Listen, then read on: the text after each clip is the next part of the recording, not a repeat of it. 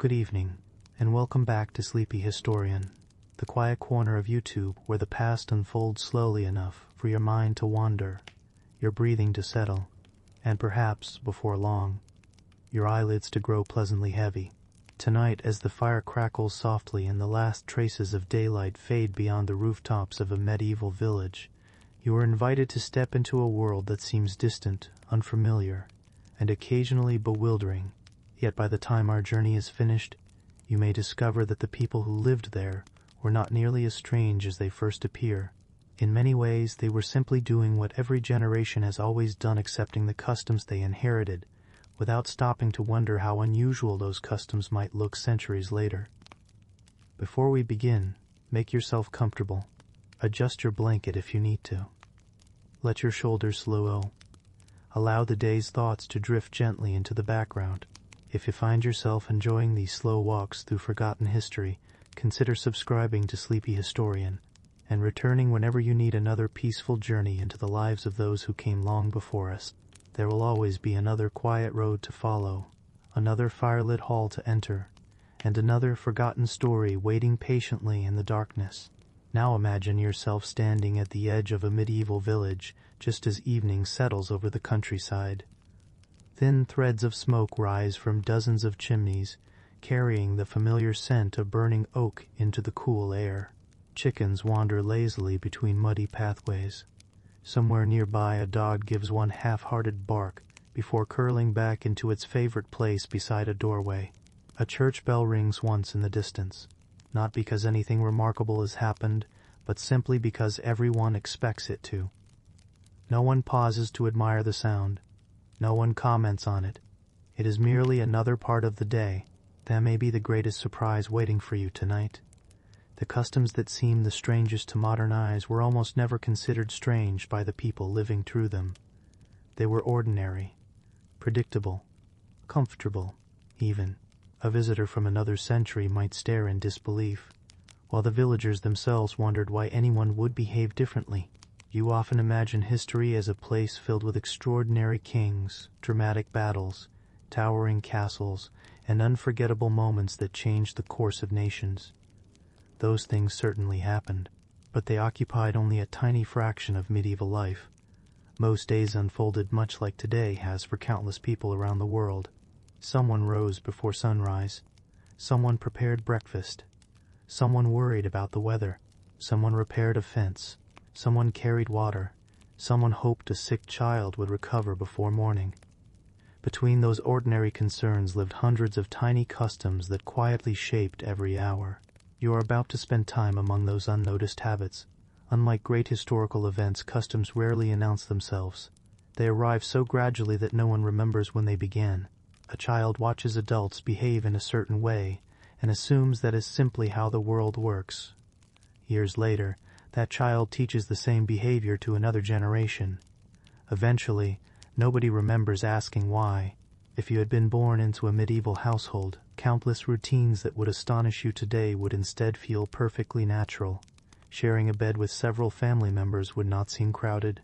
Eating from the same wooden bowl as your neighbor would hardly deserve mention. Greeting certain people with lowered eyes while speaking confidently to others would simply reflect your place in society. Waiting for church bells instead of clocks would never feel inconvenient because clocks, for you, would scarcely exist. You would not think of these practices as traditions. You would think of them as life. Perhaps that is one of history's gentlest lessons. Every generation quietly accepts habits that future generations may find impossible to understand. Somewhere many centuries from now, people may smile with equal curiosity at customs we hardly notice ourselves. As you begin walking deeper into this village, the fading daylight softens every edge.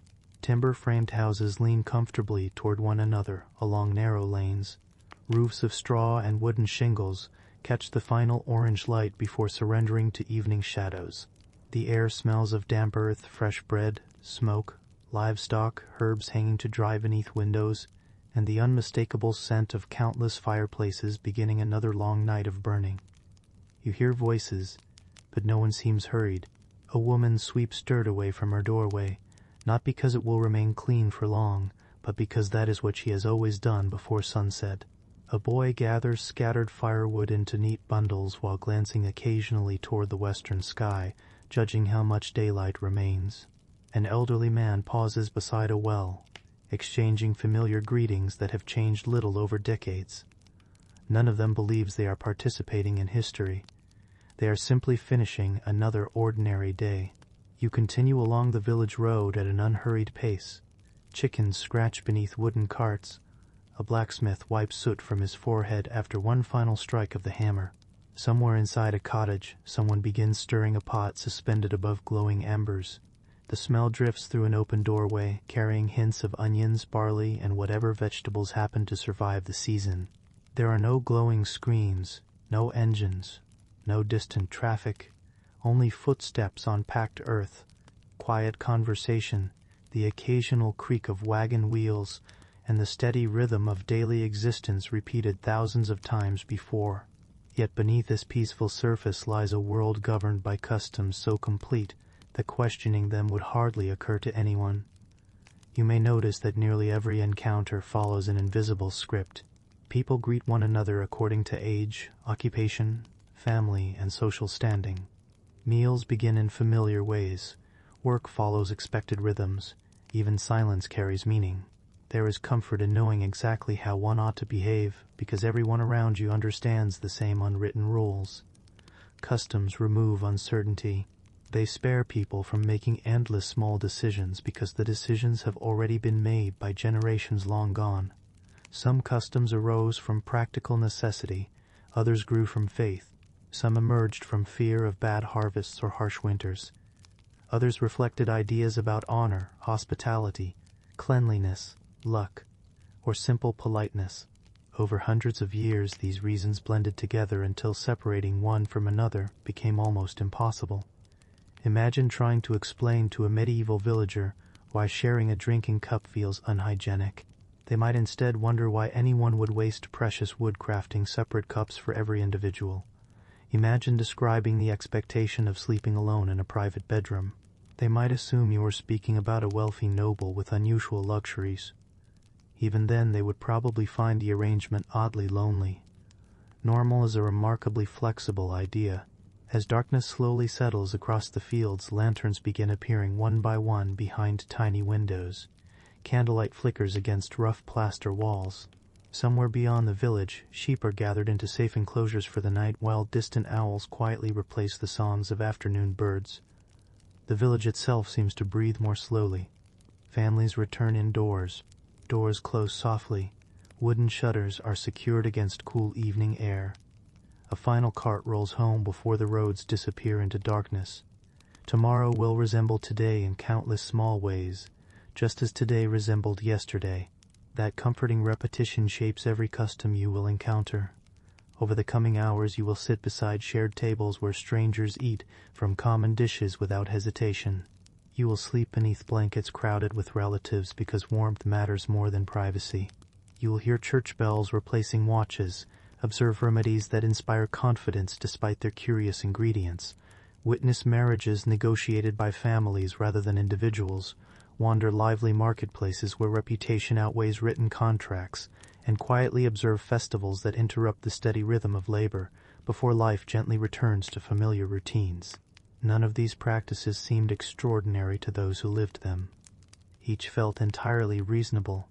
Perhaps, as the fire burns lower and your breathing grows slower, you will begin noticing a comforting pattern beneath all these customs. They were less about mystery than about belonging. They reminded every person where they stood, what others expected, and how another ordinary day should unfold.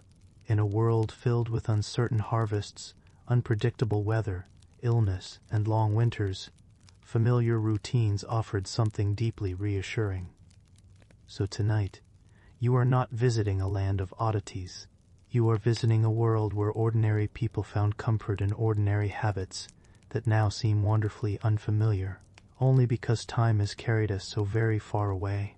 And with that quiet thought lingering in the warm evening air, let us begin our slow walk into the curious medieval customs that once felt completely normal. Image prompts 1. Cinematic medieval village at dusk. Narrow muddy lanes between timber-framed cottages. warm firelight glowing through tiny windows, gentle smoke rising from chimneys, villagers quietly finishing evening chores, muted desaturated colors, textured paper background, subtle mist, visible breath in cool air, oil paint realism, historically accurate clothing and architecture, calm contemplative atmosphere. 16:9. Prompt 2. Peaceful medieval countryside transitioning into night. Lone traveler walking toward a softly illuminated village beneath a fading sunset. Church bell tower in the distance. Frost-covered grass. Drifting wood smoke. Quiet villagers returning home. Cinematic historical realism. Oil paint style. Textured parchment background. Soft firelight. Muted earthy palette. Serene mood. 16:99. Segment 1, Part 1. Greeting the world differently. Morning arrives gradually rather than all at once. There is no alarm clock to announce the beginning of the day, no glowing numbers beside the bed, and no hurried glance at a schedule waiting to be followed. Instead, you wake because the room has become a little lighter than it was before. A rooster calls somewhere outside, a cart rolls over uneven ground. Someone nearby stirs the embers that have slept quietly through the night, coaxing them back into a small orange flame. You rise slowly, pulling on clothes that have been mended many times. The wool feels slightly rough against your skin, still carrying the faint scent of smoke from yesterday's fire. Before stepping outside, you pause almost without thinking. There are small habits that begin every morning, and you have practiced them since childhood. No one needed to explain them more than once. They became part of you long ago. The wooden door opens, and cool air brushes across your face. The village is already awake. Women carry buckets toward the well. A baker's oven has begun warming before sunrise.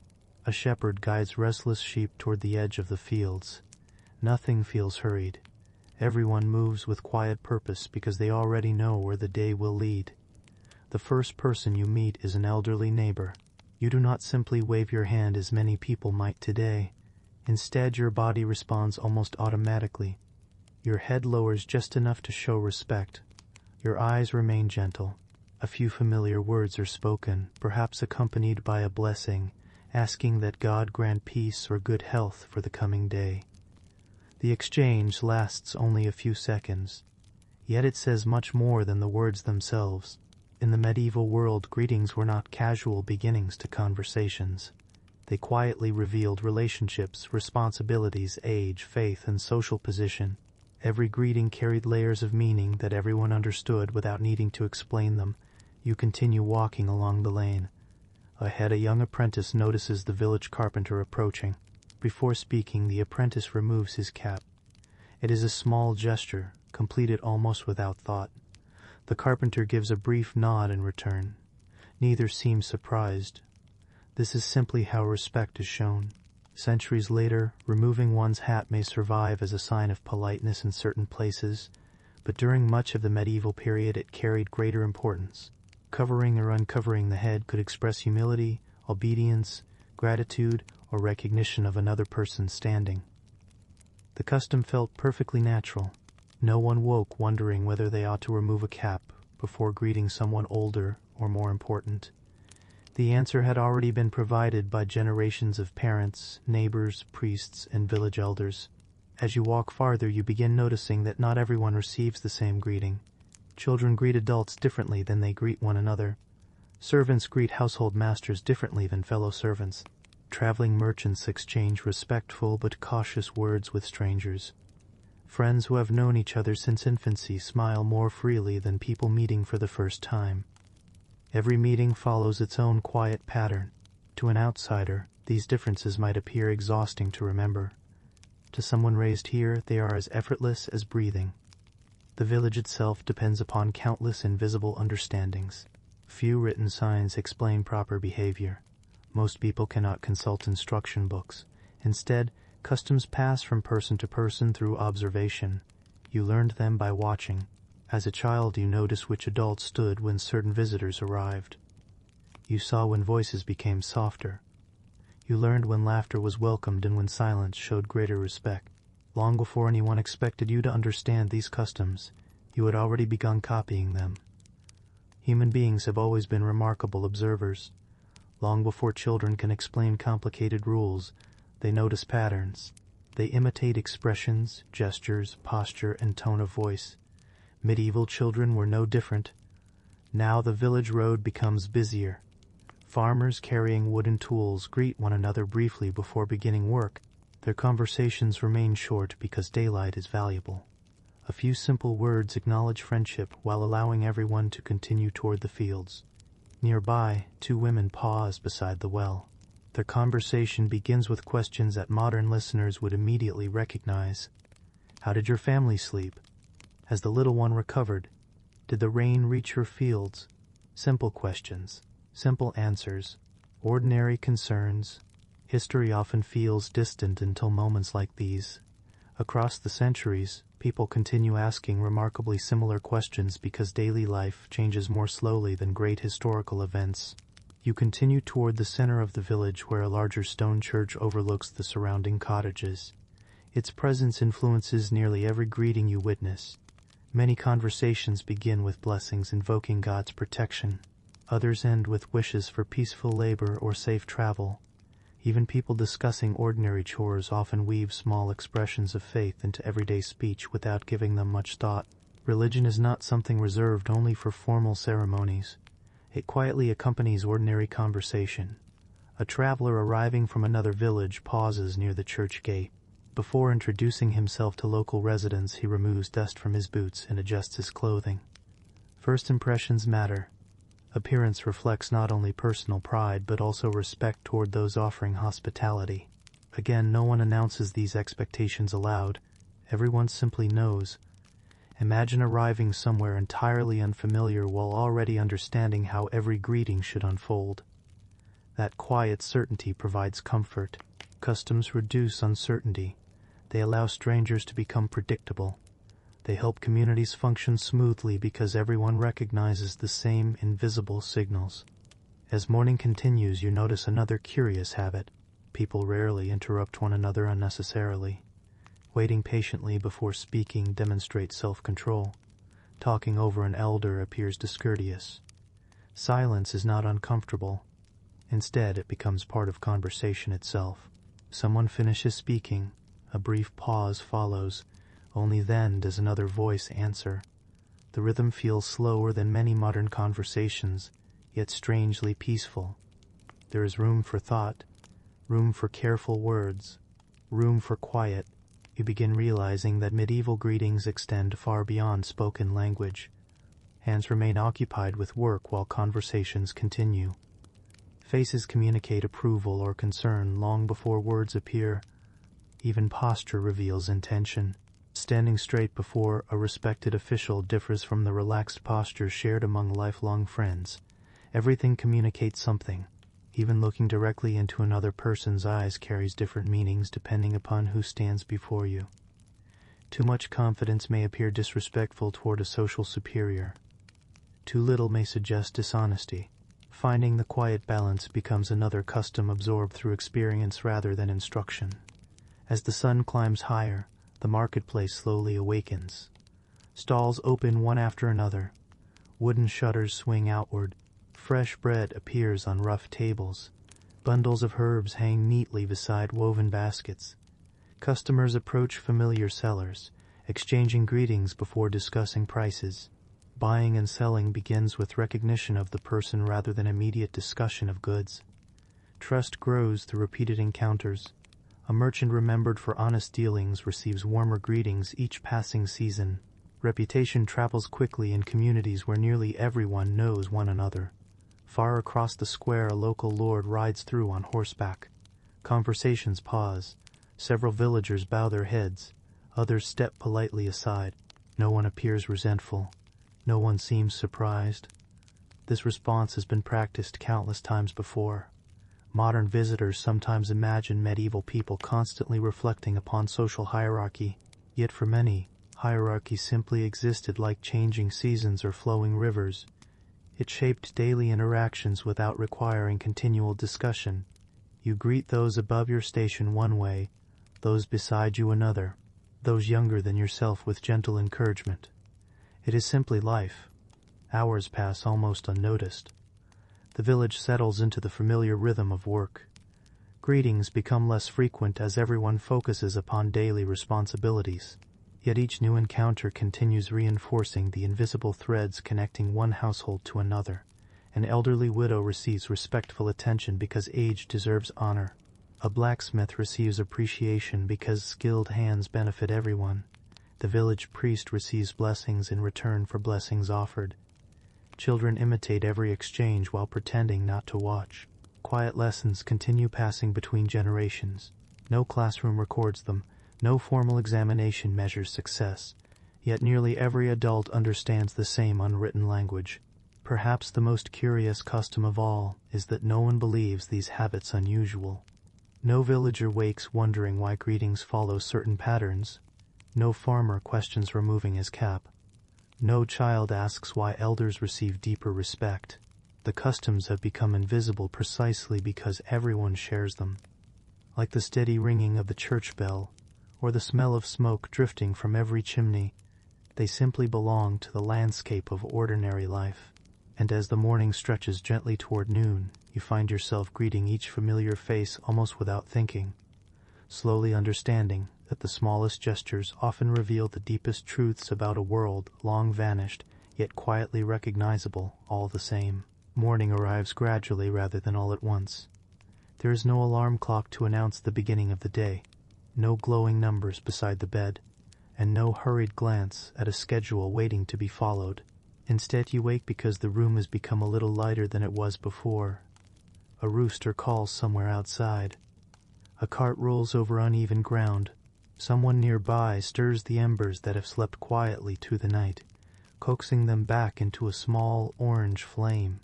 You rise slowly, pulling on clothes that have been mended many times. The wool feels slightly rough against your skin, still carrying the faint scent of smoke from yesterday's fire. Before stepping outside, you pause almost without thinking.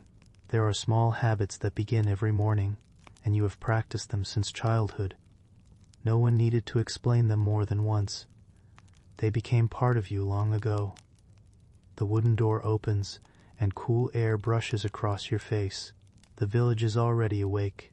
Women carry buckets toward the well. A baker's oven has begun warming before sunrise. A shepherd guides restless sheep toward the edge of the fields. Nothing feels hurried. Everyone moves with quiet purpose because they already know where the day will lead. The first person you meet is an elderly neighbor. You do not simply wave your hand as many people might today. Instead, your body responds almost automatically. Your head lowers just enough to show respect. Your eyes remain gentle. A few familiar words are spoken, perhaps accompanied by a blessing, asking that God grant peace or good health for the coming day. The exchange lasts only a few seconds, yet it says much more than the words themselves. In the medieval world, greetings were not casual beginnings to conversations. They quietly revealed relationships, responsibilities, age, faith, and social position. Every greeting carried layers of meaning that everyone understood without needing to explain them. You continue walking along the lane. Ahead, a young apprentice notices the village carpenter approaching. Before speaking, the apprentice removes his cap. It is a small gesture, completed almost without thought. The carpenter gives a brief nod in return. Neither seems surprised. This is simply how respect is shown. Centuries later, removing one's hat may survive as a sign of politeness in certain places, but during much of the medieval period it carried greater importance. Covering or uncovering the head could express humility, obedience, gratitude, or recognition of another person's standing. The custom felt perfectly natural. No one woke wondering whether they ought to remove a cap before greeting someone older or more important. The answer had already been provided by generations of parents, neighbors, priests, and village elders. As you walk farther, you begin noticing that not everyone receives the same greeting. Children greet adults differently than they greet one another. Servants greet household masters differently than fellow servants. Traveling merchants exchange respectful but cautious words with strangers. Friends who have known each other since infancy smile more freely than people meeting for the first time. Every meeting follows its own quiet pattern. To an outsider, these differences might appear exhausting to remember. To someone raised here, they are as effortless as breathing. The village itself depends upon countless invisible understandings. Few written signs explain proper behavior. Most people cannot consult instruction books. Instead, customs pass from person to person through observation. You learned them by watching. As a child, you noticed which adults stood when certain visitors arrived. You saw when voices became softer. You learned when laughter was welcomed and when silence showed greater respect. Long before anyone expected you to understand these customs, you had already begun copying them. Human beings have always been remarkable observers. Long before children can explain complicated rules, they notice patterns. They imitate expressions, gestures, posture, and tone of voice. Medieval children were no different. Now the village road becomes busier. Farmers carrying wooden tools greet one another briefly before beginning work. Their conversations remain short because daylight is valuable. A few simple words acknowledge friendship while allowing everyone to continue toward the fields. Nearby, two women pause beside the well. Their conversation begins with questions that modern listeners would immediately recognize. How did your family sleep? Has the little one recovered? Did the rain reach your fields? Simple questions, simple answers, ordinary concerns. History often feels distant until moments like these. Across the centuries, people continue asking remarkably similar questions because daily life changes more slowly than great historical events. You continue toward the center of the village where a larger stone church overlooks the surrounding cottages. Its presence influences nearly every greeting you witness. Many conversations begin with blessings invoking God's protection. Others end with wishes for peaceful labor or safe travel. Even people discussing ordinary chores often weave small expressions of faith into everyday speech without giving them much thought. Religion is not something reserved only for formal ceremonies. It quietly accompanies ordinary conversation. A traveler arriving from another village pauses near the church gate. Before introducing himself to local residents, he removes dust from his boots and adjusts his clothing. First impressions matter. Appearance reflects not only personal pride but also respect toward those offering hospitality. Again, no one announces these expectations aloud. Everyone simply knows. Imagine arriving somewhere entirely unfamiliar while already understanding how every greeting should unfold. That quiet certainty provides comfort. Customs reduce uncertainty. They allow strangers to become predictable. They help communities function smoothly because everyone recognizes the same invisible signals. As morning continues, you notice another curious habit. People rarely interrupt one another unnecessarily. Waiting patiently before speaking demonstrates self-control.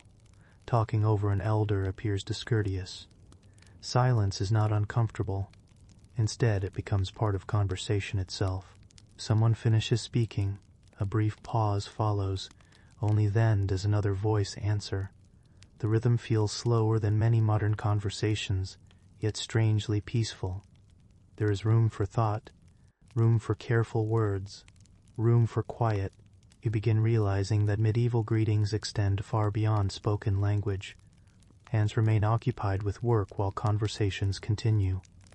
Faces communicate approval or concern long before words appear. Even posture reveals intention. Standing straight before a respected official differs from the relaxed posture shared among lifelong friends. Everything communicates something. Even looking directly into another person's eyes carries different meanings depending upon who stands before you. Too much confidence may appear disrespectful toward a social superior. Too little may suggest dishonesty. Finding the quiet balance becomes another custom absorbed through experience rather than instruction. As the sun climbs higher, the marketplace slowly awakens.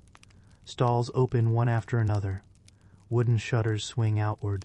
Fresh bread appears on rough tables. Bundles of herbs hang neatly beside woven baskets. Customers approach familiar sellers, exchanging greetings before discussing prices. Buying and selling begins with recognition of the person rather than immediate discussion of goods. Trust grows through repeated encounters. A merchant remembered for honest dealings receives warmer greetings each passing season. Reputation travels quickly in communities where nearly everyone knows one another. Far across the square, a local lord rides through on horseback. Conversations pause. Several villagers bow their heads, others step politely aside. No one appears resentful. No one seems surprised. This response has been practiced countless times before. Modern visitors sometimes imagine medieval people constantly reflecting upon social hierarchy, yet for many, hierarchy simply existed like changing seasons or flowing rivers.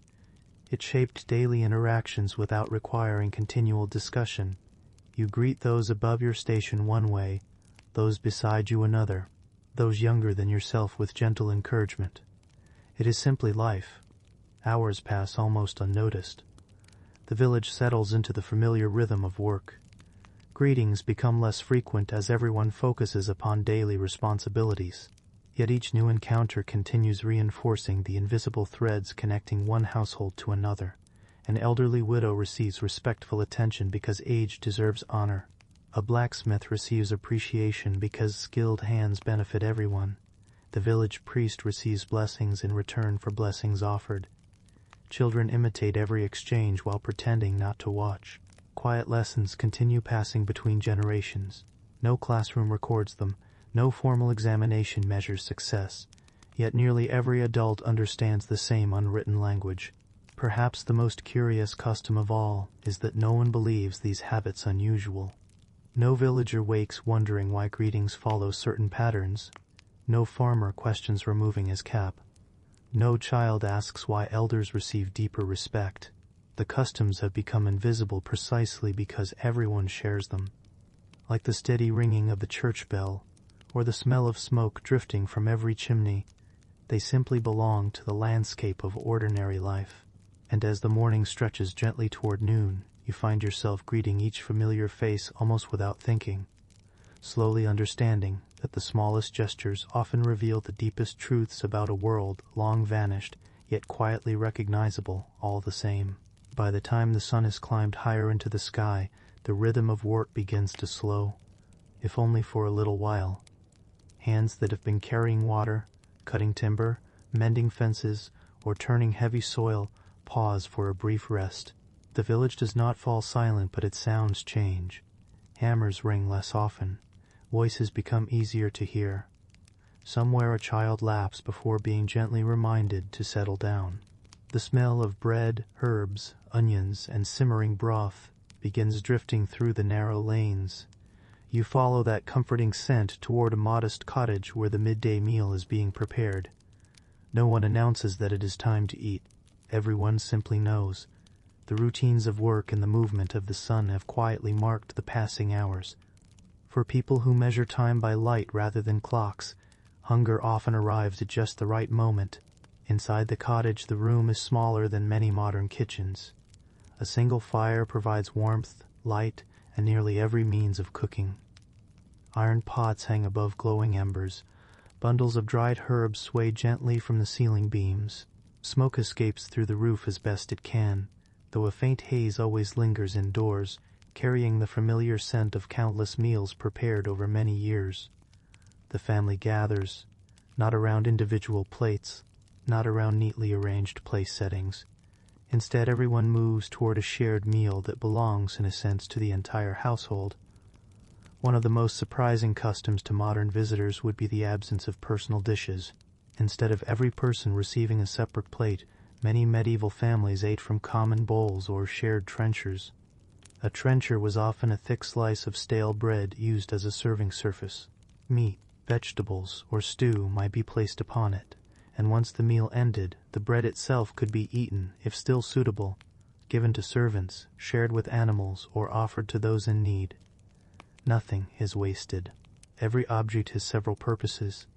Even bread serves more than one role before its day is finished. You take your place beside the others. Seating is not random. The eldest family members settle into familiar positions. Guests, if present, receive places that quietly express hospitality. Children rarely choose where they sit. They simply occupy the spaces expected of them. These arrangements feel perfectly ordinary. No discussion is needed because everyone has followed the same pattern many times before. Before anyone begins eating, another custom appears. Hands are washed, not because medieval people possessed modern ideas about invisible bacteria, but because clean hands reflected respect for the meal, for fellow diners, and for the household offering hospitality.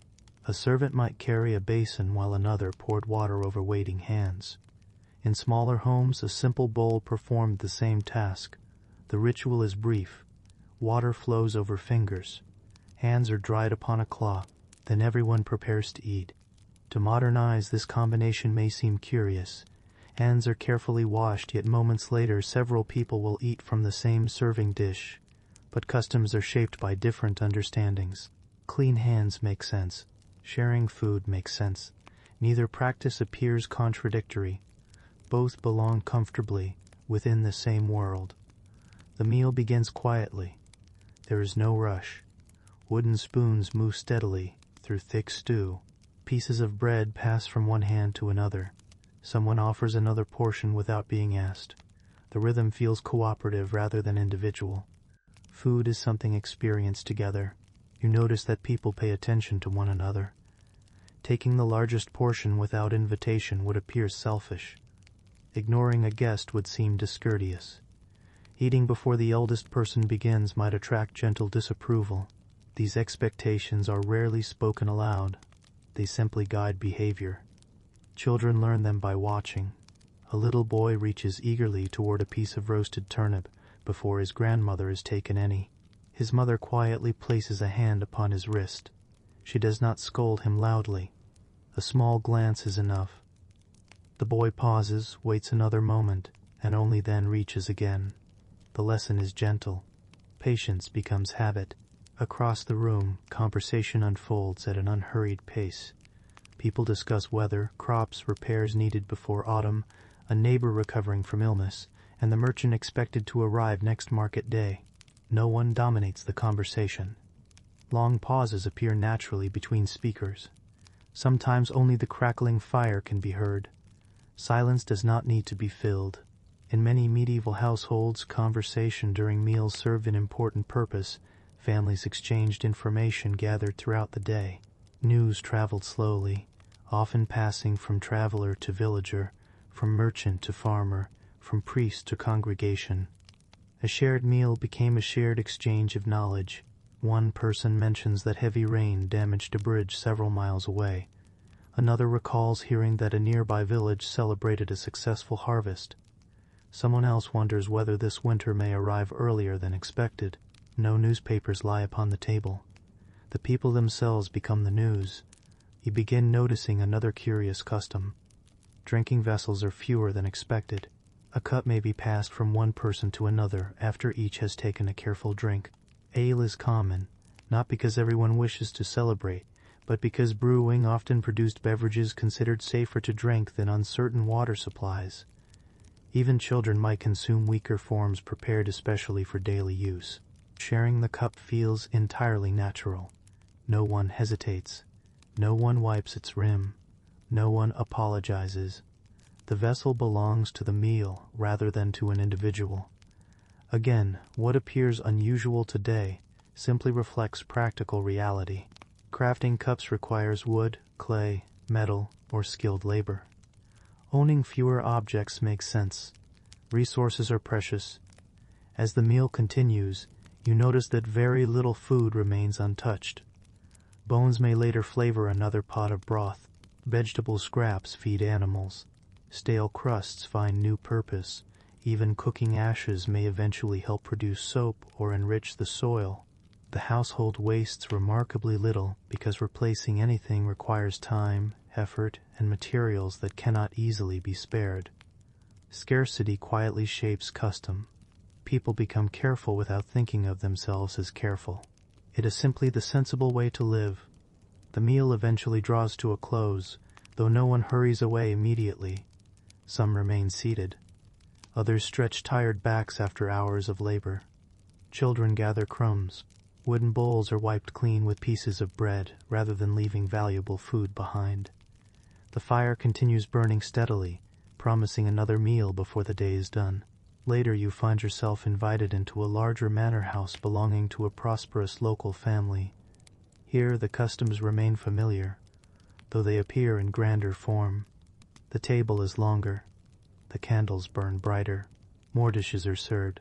Yet even among wealthier households, rank quietly determines where each guest sits. The most honored places lie closest to the head of the table. Lesser positions extend farther along its length. No written name cards mark these places. Everyone already understands. Servants move gracefully between diners, carrying roasted meats, fresh bread, cheeses, onions, and carefully prepared pies. They know precisely whom to serve first.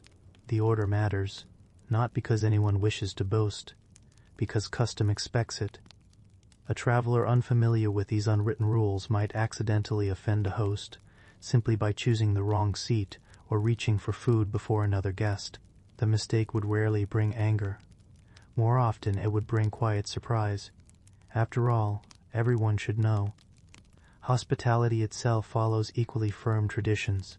If a traveler arrives weary after many miles on the road, offering food becomes more than kindness. It reflects honor.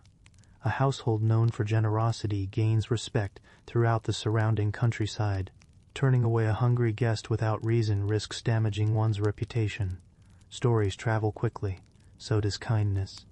You imagine arriving after sunset with muddy boots and aching feet. Before many questions are asked, someone offers bread, broth, perhaps a place beside the fire.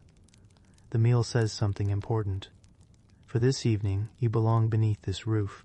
As afternoon light begins softening toward evening, dishes are gradually cleared away. Wooden spoons return to their hooks. Empty bowls are rinsed.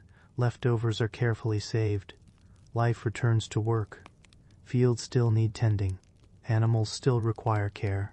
Wood must still be gathered before darkness falls. Yet the shared meal has quietly strengthened something more important than full stomachs. It has renewed familiar bonds. Every shared bowl, every passed loaf, every patient pause before eating has reminded the household that survival depends not only upon good harvests, but also upon cooperation. The customs surrounding food are not merely about eating. They are about belonging. They teach generosity without speeches, patience without lectures, and gratitude without ceremony. To the people gathered around these simple tables, there is nothing remarkable about sharing a trencher, passing a cup, washing hands in a common basin, or waiting respectfully for another to begin. It is simply how decent people eat, and as you step back outside into the gentle afternoon light, hearing distant laughter carried across the village square, you realize that some of the strongest customs are the quietest ones, the ones repeated every day until no one remembers they were ever customs at all. As the afternoon slowly gives way to evening, the pace of the village begins to soften once again. The fields empty, little by little. Oxen return from long hours of pulling wooden plows through stubborn soil. Sheep drift back toward their pens with familiar patience, needing very little encouragement after following the same paths for countless seasons. Smoke rises more thickly from cottage chimneys as suppers begin cooking over open fires. The day has been long. Your shoulders feel pleasantly heavy. Your hands carry the faint scent of wood, earth and smoke that seems to cling to nearly everything in this village. The warmth of the afternoon has faded, replaced by cool air that reminds everyone another night is approaching. For you, preparing to sleep probably means closing a bedroom door, arranging pillows exactly as you prefer, and settling into a bed that belongs only to you. For most medieval people, such privacy would seem almost unimaginable. One of the most ordinary customs of medieval life was sharing a bed. Not occasionally, not only during emergencies, almost every night. It was simply the sensible thing to do. You step inside a modest cottage as darkness gathers outside. The room serves many purposes throughout the day. It is kitchen, dining room, workshop, gathering place, and eventually sleeping space. Furniture is limited because every object must justify the effort required to build it. Large empty rooms are rare luxuries. Space is precious. As the fire settles into glowing embers, the household begins changing the room for the night. Benches are moved.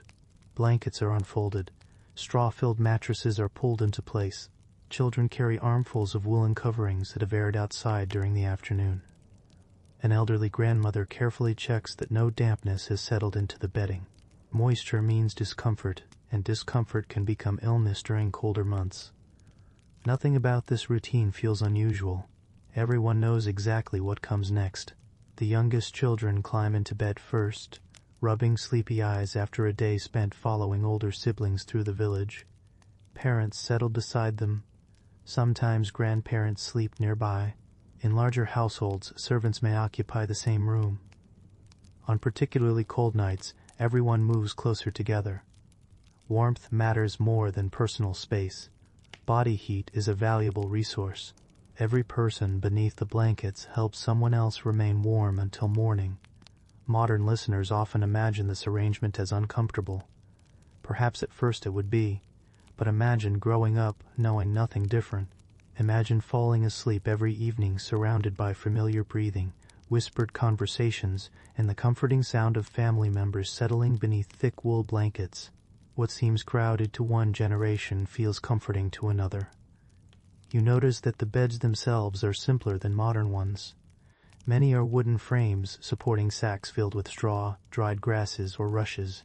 Wealthier families may enjoy feather mattresses that feel softer beneath tired muscles, but even these require regular attention. Straw must occasionally be replaced. Feathers shift over time. Blankets are aired whenever weather permits. Keeping bedding dry is nearly as important as keeping it warm. A damp mattress can steal body heat slowly throughout the night.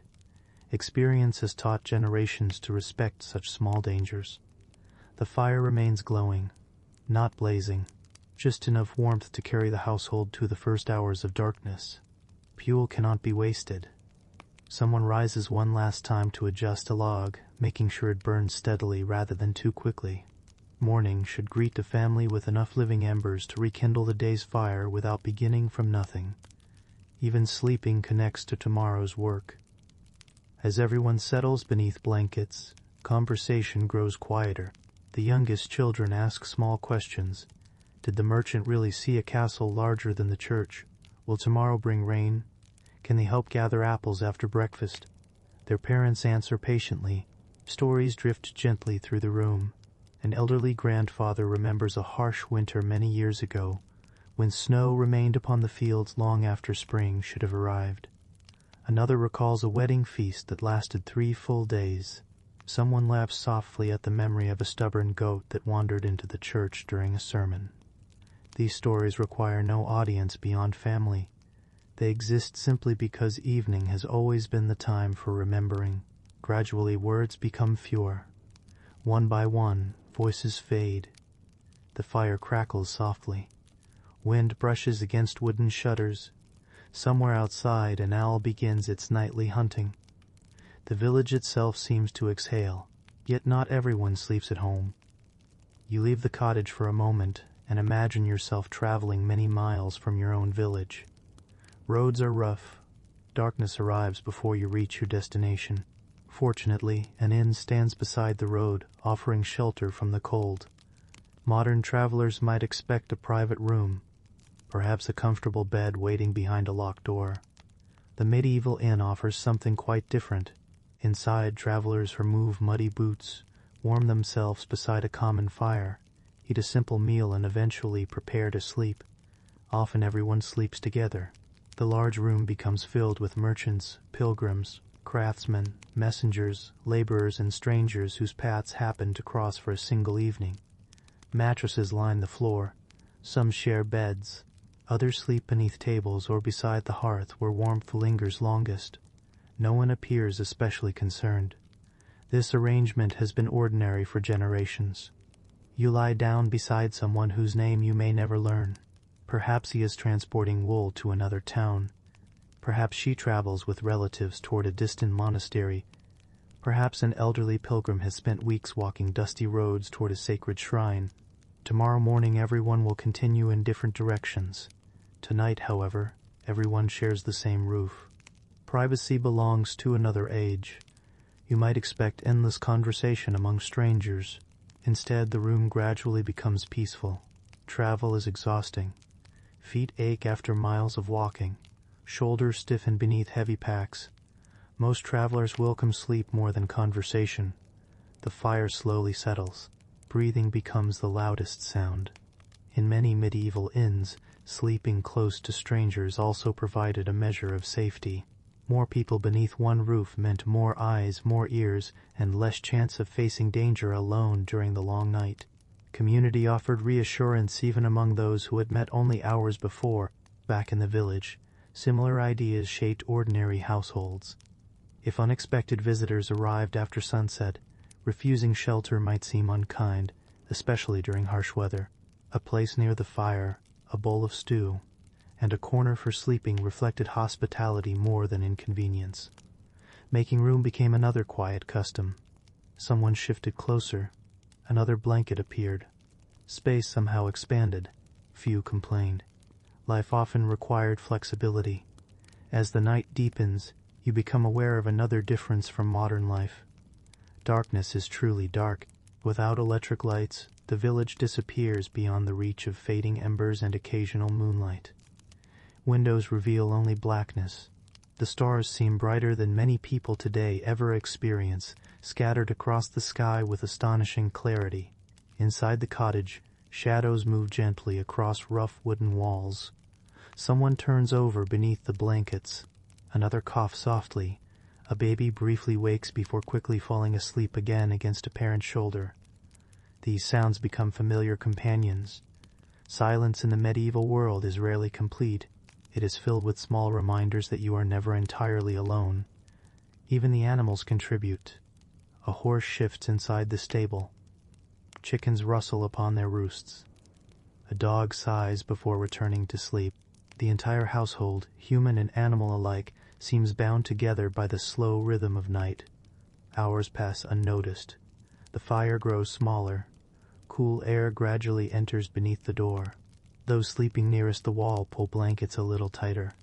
Others instinctively move closer together without fully waking. Such movements have become second nature. No conscious thought is required. The body remembers what generations have practiced.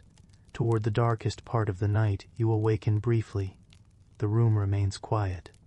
Moonlight slips through a narrow gap in the shutters, casting a pale silver line across the floor. Everyone else continues sleeping peacefully. For a few moments you simply listen, gentle breathing, faint crackling from the last glowing ember, wind moving through distant trees. Then, almost without noticing, you drift back to sleep.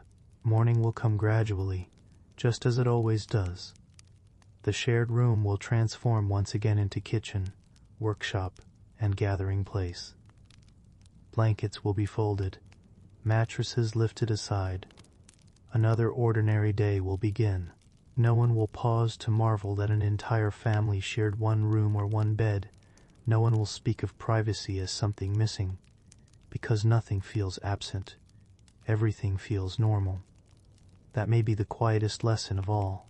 The medieval night was not defined by loneliness behind closed doors, but by closeness, sometimes chosen, often necessary, and almost always expected. Warmth, companionship, and shared shelter mattered more than solitude. These customs did not merely help people sleep, they reminded every person, before their eyes closed each evening, that surviving another winter, another season, and another year was rarely accomplished alone. Morning returns almost exactly as it did yesterday. There is no sudden beginning, no sharp interruption. The darkness simply becomes a little less dark. The outlines of the cottage slowly emerge from the shadows. The last stars fade one by one above the village rooftops, and somewhere beyond the fields, the horizon begins glowing with a pale ribbon of silver that promises another ordinary day. You open your eyes before anyone has spoken. For a few quiet moments, you simply listen. The fire has nearly gone out, leaving only a few stubborn embers beneath a blanket of gray ash.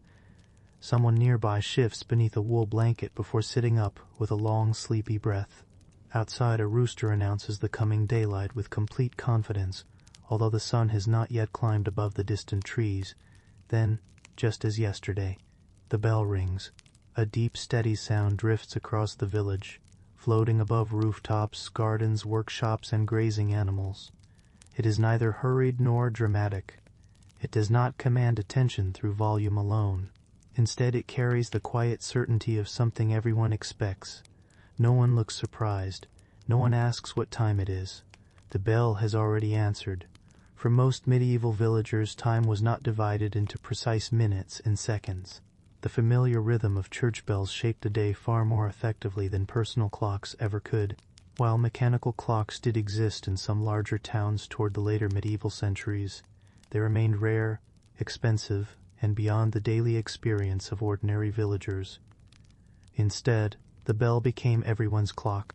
You rise, stretch your stiff muscles, and begin preparing for another day, not because a number appears on a screen or a watch, but because the village itself has awakened together.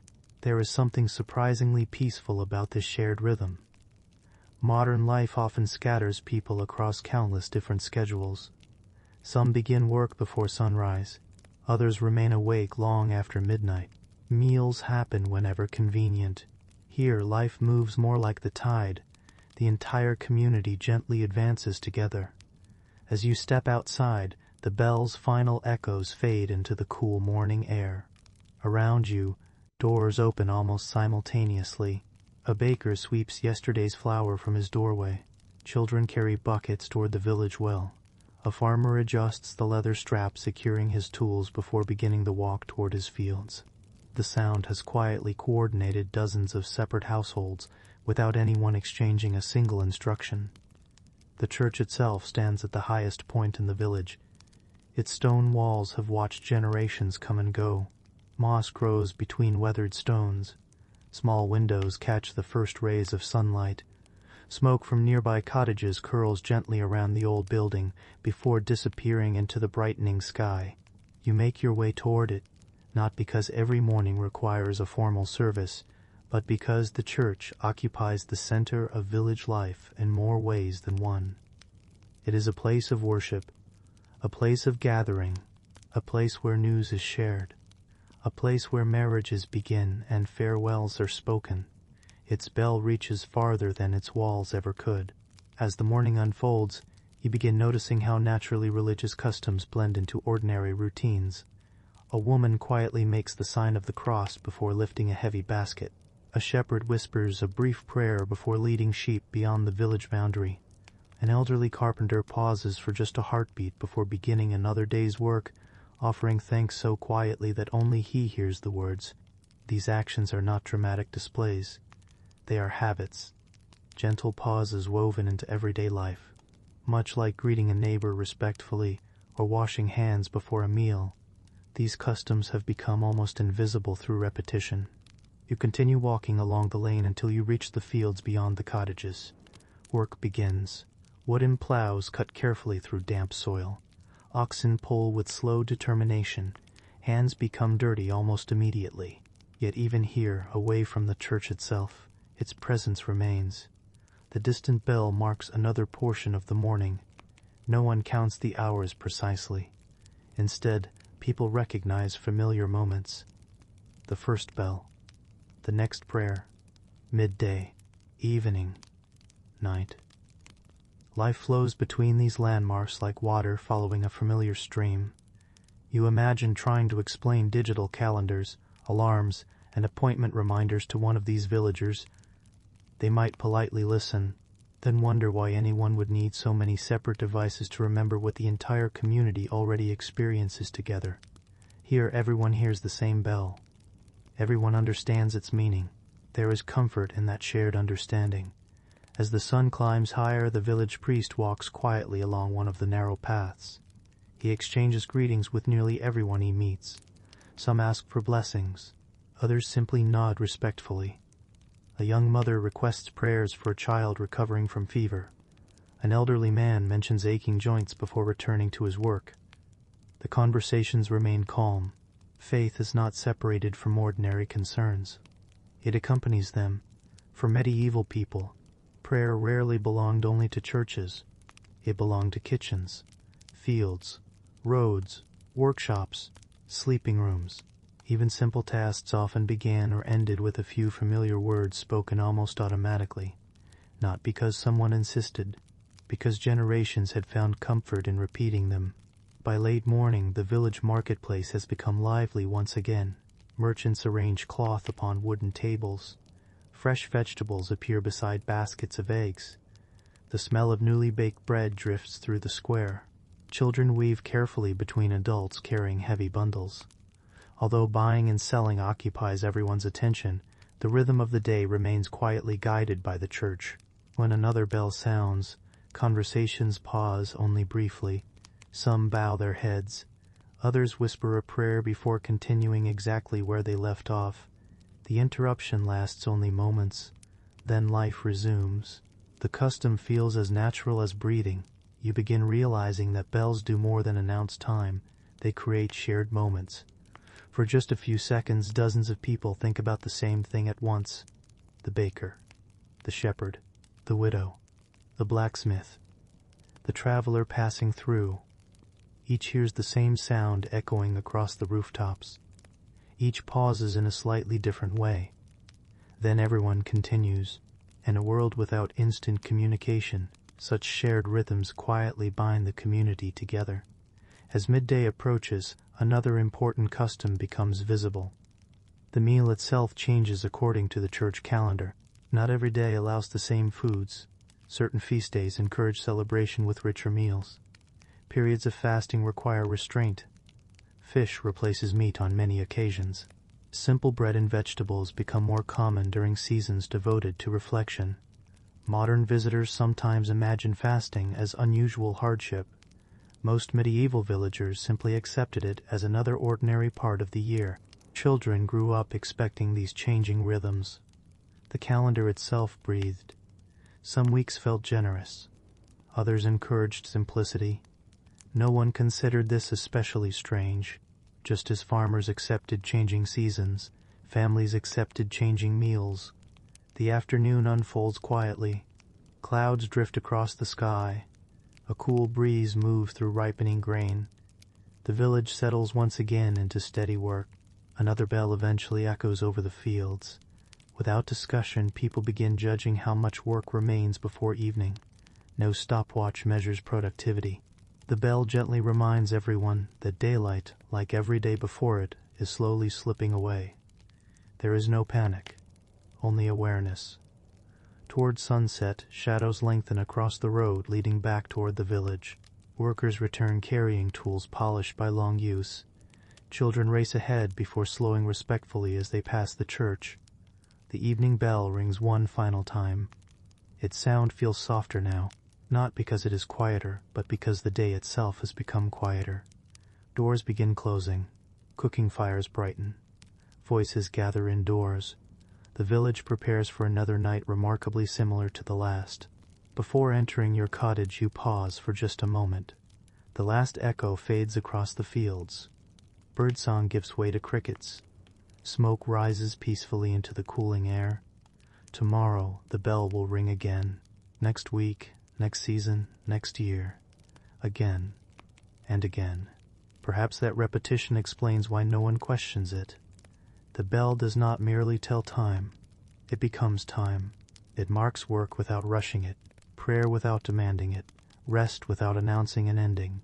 It quietly reminds an entire village that they are living each day together.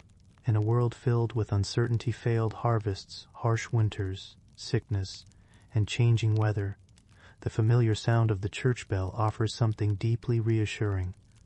Not excitement, not surprise, simply the comforting knowledge that another ordinary day has unfolded exactly as generations expected. The morning has settled comfortably into its familiar rhythm. The church bell has already marked the beginning of another working day. And throughout the village, the steady sounds of ordinary life continue without hurry. Wooden wheels creak over uneven roads. Geese wander wherever they please, seemingly convinced that every path belongs to them. Smoke curls upward from low chimneys before disappearing into a pale blue sky. At first glance, everything appears wonderfully practical. Fields need tending. Bread needs baking. Animals need feeding. Water needs carrying. Yet beneath these ordinary routines flows another quiet current, one made not of laws or written instructions, but of beliefs that accompany nearly every decision. They are not dramatic prophecies whispered by mysterious figures standing alone on windswept hills. They are much smaller than that. They live inside everyday habits. You notice them only when you begin paying close attention. As you walk beside a narrow lane bordered by woven fences, an elderly woman pauses before stepping through her garden gate. She glances briefly toward the sky, notices the direction of the wind, and smiles with quiet satisfaction. No one asks why. No explanation follows. To her, the morning simply feels fortunate. Perhaps the breeze promises fair weather. Perhaps it reminds her of something learned decades ago from her own grandmother. Perhaps it means nothing at all beyond comforting familiarity.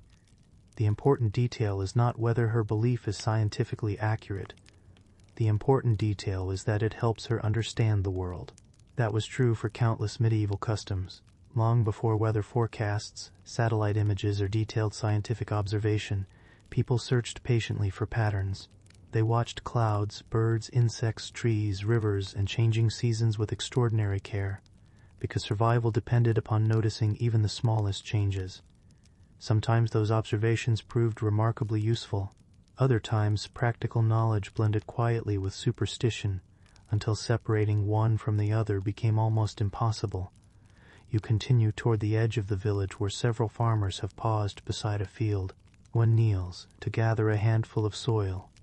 Another studies the clouds drifting slowly across the horizon. A third quietly remarks that swallows have begun flying lower than yesterday. No one laughs. Everyone listens. Generations have taught them that nature often whispers before it speaks loudly. Not every observation becomes correct. Yet paying attention costs nothing. Over hundreds of years, useful experience and hopeful tradition become woven together into a single fabric. You realize that many medieval beliefs begin exactly this way. Someone notices something unusual. The event happens again, then again. Eventually the story outlives the evidence. A grandmother tells her daughter, the daughter tells her children.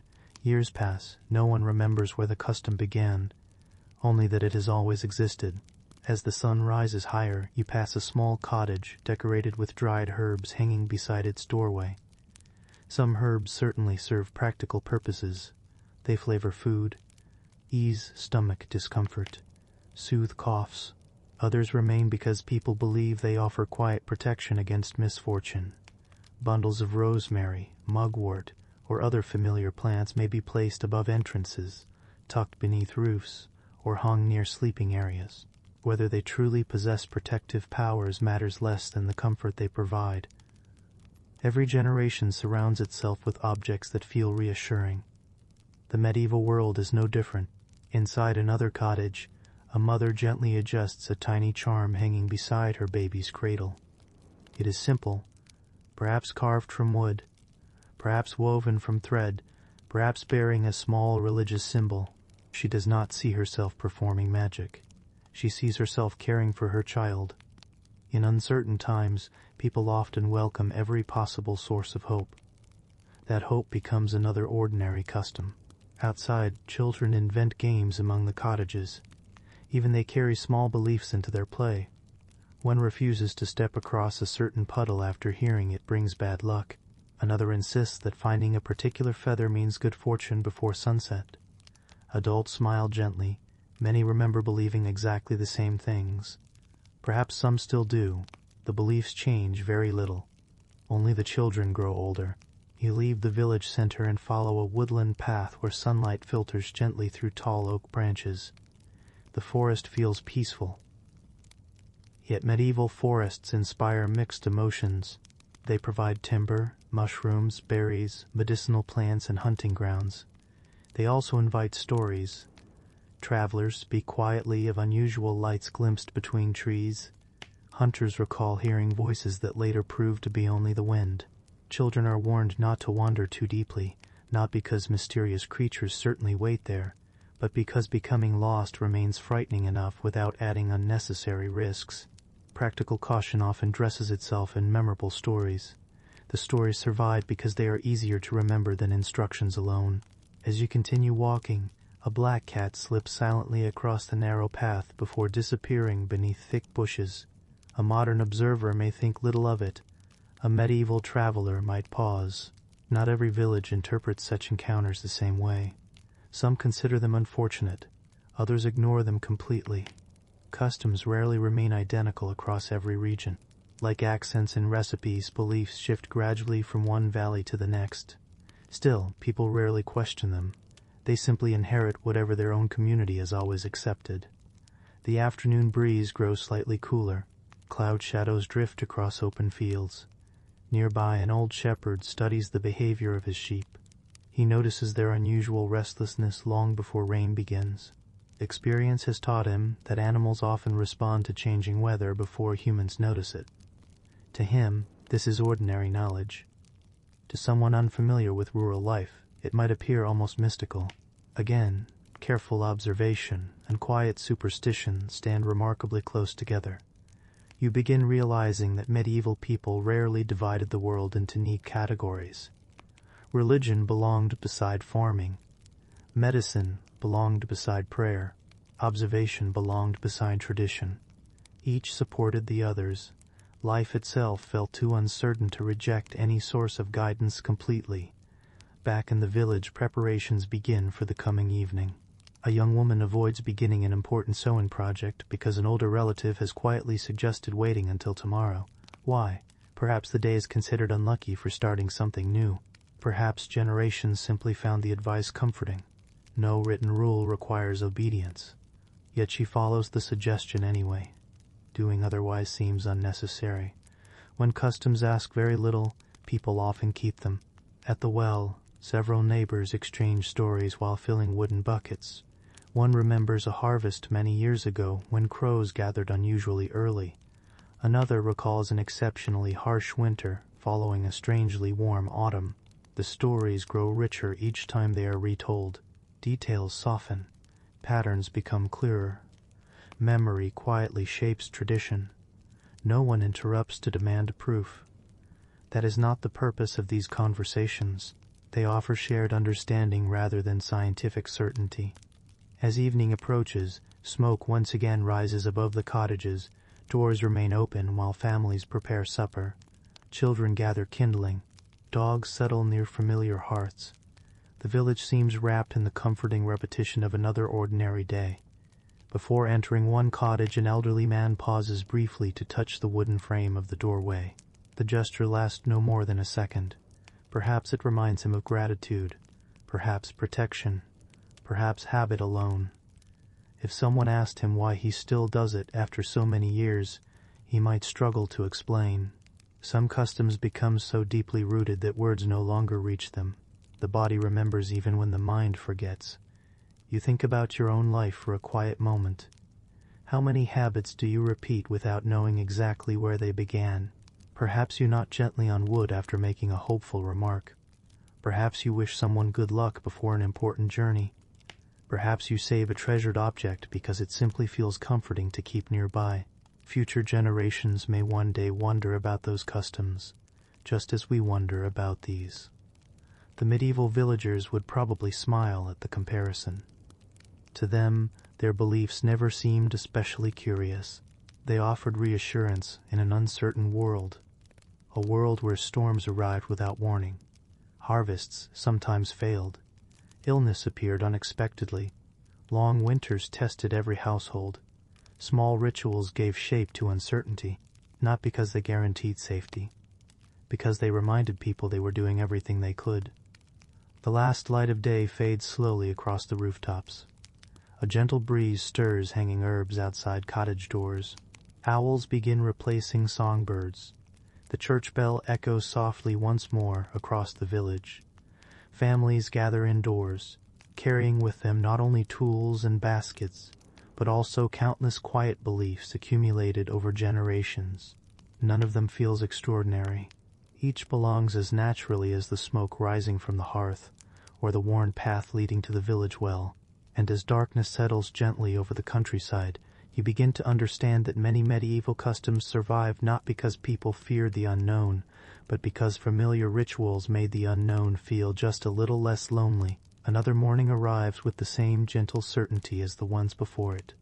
The church bell sounds across the village, smoke rises from familiar chimneys, and the ordinary work of living quietly begins again. A woman kneads bread upon a worn wooden table. A shepherd counts his flock before leading them toward open pasture. Children chase one another through the muddy lane until an older voice reminds them that there are chores waiting. Nothing seems unusual. Yet somewhere nearby, someone wakes with aching joints. Another feels the first warmth of a fever. A child coughs through the cool morning air. An old wound begins hurting again as damp weather settles over the countryside. Illness is not an interruption to medieval life. It is simply another companion that visits from time to time. Without modern hospitals, pharmacies, or laboratories, people rely upon knowledge gathered slowly over generations. Some remedies are remarkably practical, others seem curious today. Many exist somewhere in between, blending careful observation with inherited tradition. To the people living here, these treatments feel entirely reasonable. You follow a narrow footpath toward a cottage known throughout the village for its herb garden. The garden itself is not large, but every corner is carefully used. Rows of sage, rosemary, mint, thyme, fennel, yarrow, and countless other familiar plants grow beside one another in neat patches. Some are cultivated for cooking, others for medicine. Most serve more than one purpose. The woman tending the garden moves patiently among the plants. She pauses before cutting each stem. Nothing is gathered carelessly. Experience has taught her the right season, the proper time of day, and the best way to dry each herb, so that it remains useful through the winter months. She may never have attended a university. She cannot explain the chemistry hidden inside each leaf, yet she possesses knowledge that has kept families healthy for decades. A young mother arrives carrying her little daughter wrapped in a wool blanket. The child has been coughing since yesterday. The herbalist kneels gently beside her, placing a weathered hand against the girl's forehead. No elaborate examination follows. Instead, familiar questions are asked. Has she eaten? Did she sleep? When did the cough begin? Has anyone else in the household become ill? The conversation feels calm. No one rushes. The remedy itself is equally simple. A warm infusion of herbs. Plenty of rest. Food if the child is willing to eat. Fresh air when the weather allows. A prayer quietly offered before the family returns home. To modern ears, some of these suggestions still sound sensible. Others belong to a very different understanding of illness. That is often the nature of medieval medicine. Practical wisdom and hopeful belief walk side by side. As you continue through the village, you notice that almost every household keeps some collection of dried herbs hanging from the rafters. Bundles sway gently whenever someone opens the door. The sight is so common that no one pays it much attention. They are simply part of the home. A remedy for an upset stomach. Leaves to flavor broth. Flowers to soothe restless sleep. Roots believed to ease aching muscles. Whether every treatment works matters less than the confidence people place in them. Confidence itself can be deeply comforting. You soon encounter another familiar figure in medieval life. The barber. At first glance, his workshop appears devoted entirely to hair and beards. Men sit patiently while sharp blades trim untidy whiskers. Conversations drift lazily between weather, harvests, and market prices. Yet the barber's skills often extend well beyond grooming.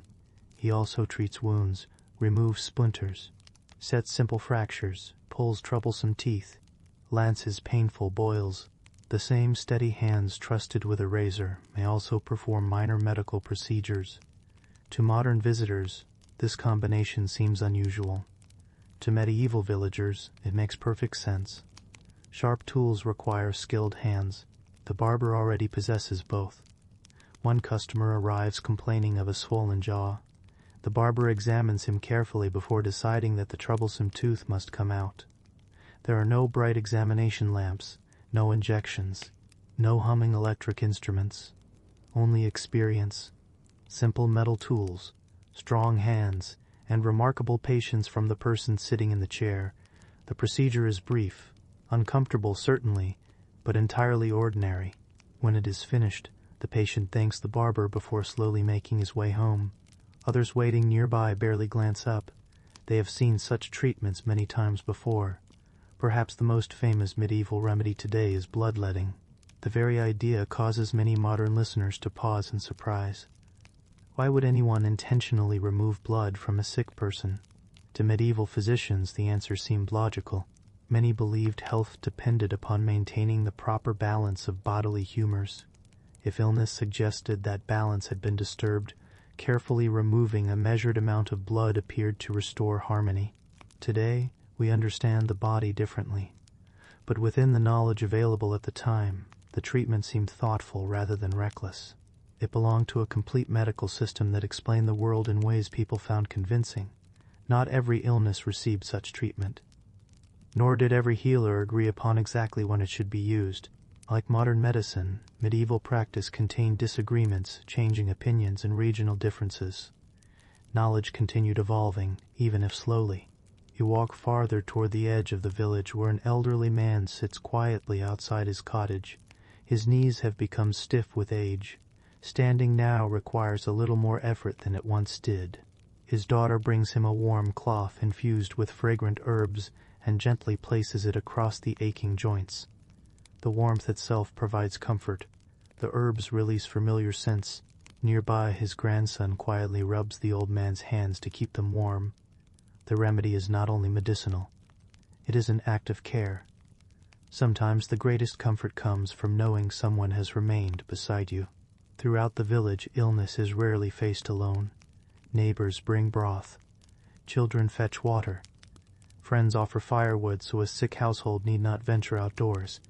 Someone volunteers to feed livestock until strength returns.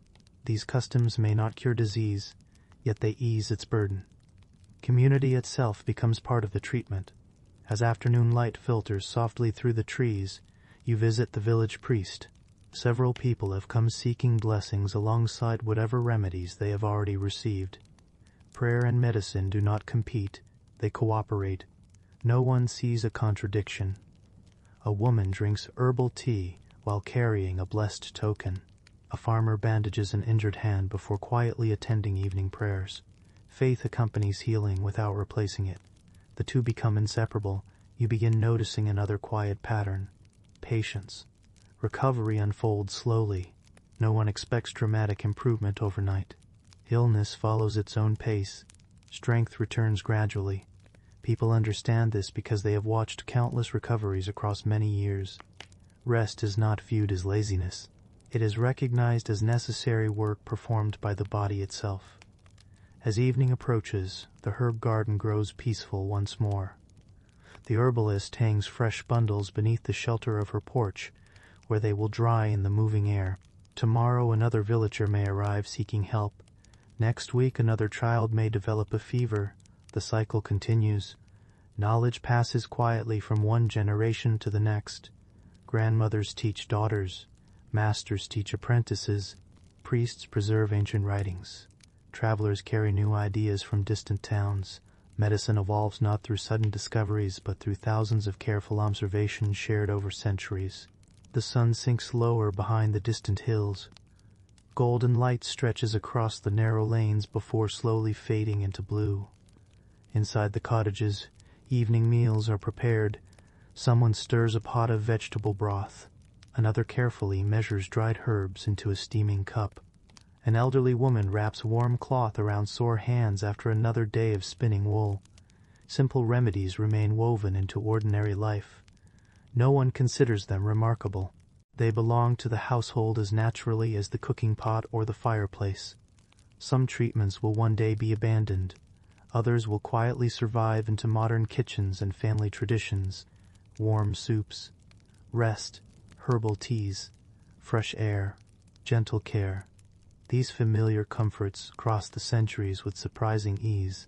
The stranger remedies may attract history books, but the quieter ones often endure. As darkness settles once again over the village, you realize that medieval healing was never only about herbs, blades, or carefully measured remedies.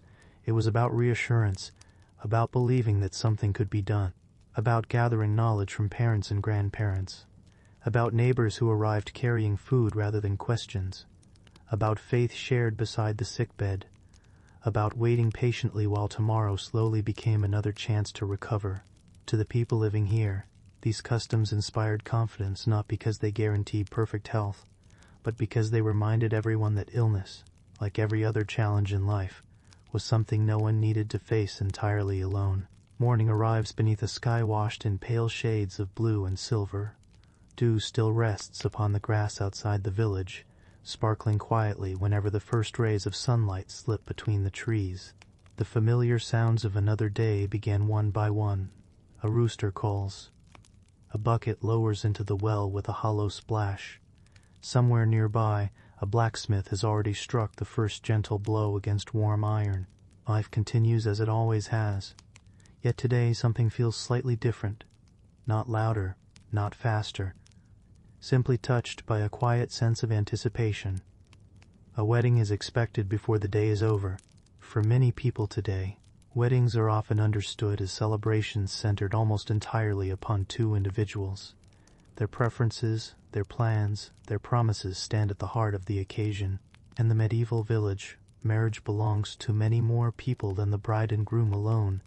It belongs to parents, grandparents, dabbers, the parish priest, friends, employers, even the wider community. Marriage is not merely the joining of two hearts, it is the careful weaving together of two households. You make your way toward the center of the village where preparations have already begun. No grand decorations transform the familiar streets. There are no elaborate floral arrangements arriving from distant places. No wagons carrying luxurious fabrics reserved only for a single afternoon. Instead, the celebration grows naturally out of ordinary life. Neighbors sweep the area outside the church. Fresh rushes are scattered upon the ground. Someone hangs woven garlands of greenery near the entrance. Children gather wildflowers from nearby meadows, proudly carrying small bundles that seem almost too large for their arms. Everyone contributes something. No task appears too small. That is one of the quiet customs surrounding medieval marriage. Preparing for a wedding becomes another form of community work. Inside one cottage, the bride sits beside her mother, while several older women help arrange her clothing. The garments themselves are fine by village standards, but practical enough to be worn again on future occasions. Cloth is valuable. Very few people own clothing intended for only one day.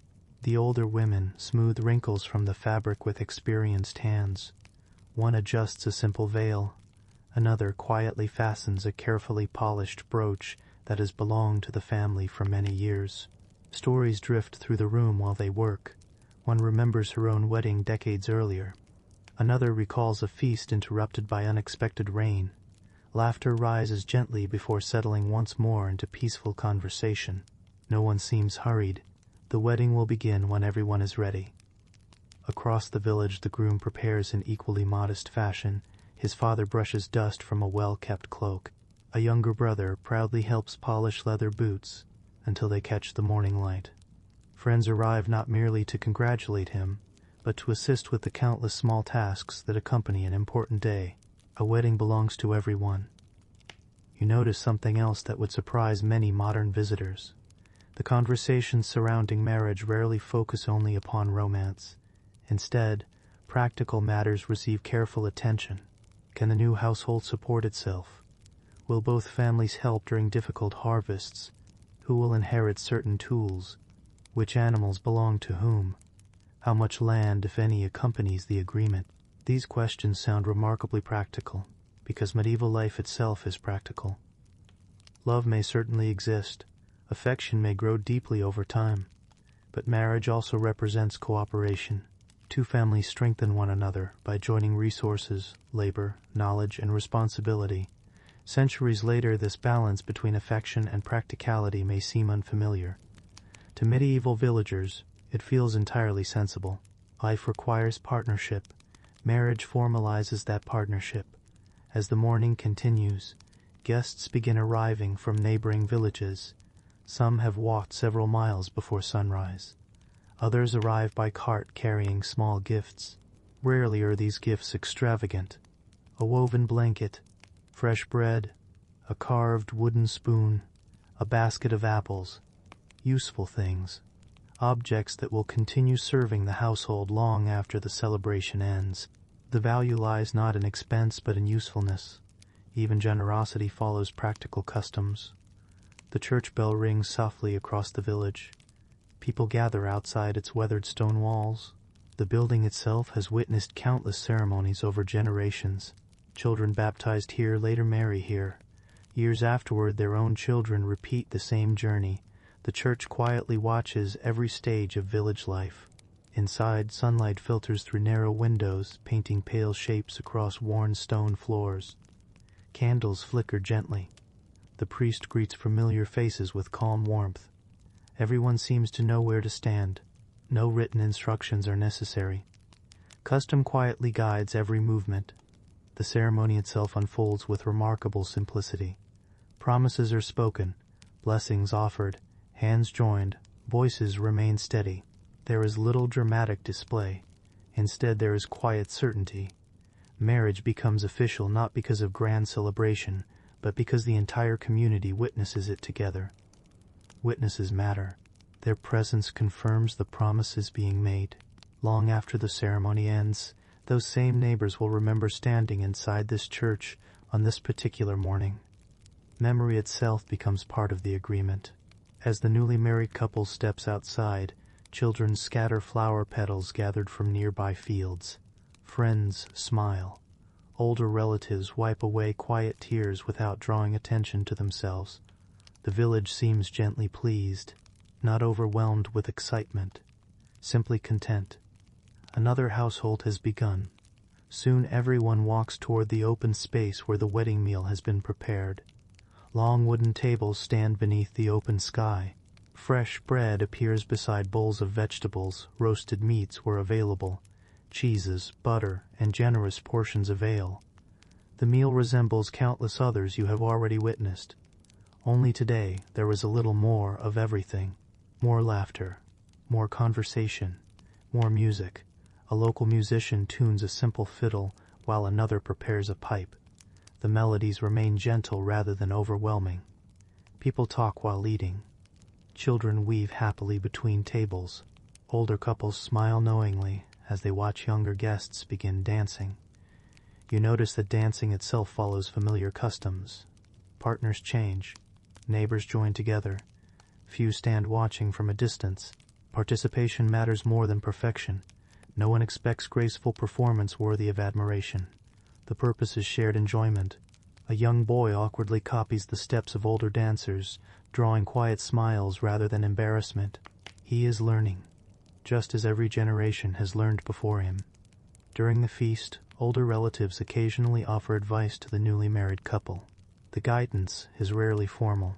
It arrives naturally between bites of bread and sips of ale. Be patient. Work together. Store grain carefully. Repair tools before they break. Welcome guests generously. Listen before speaking in anger. Simple advice, timeless advice. No one records these words in books, yet they pass faithfully from one household to another.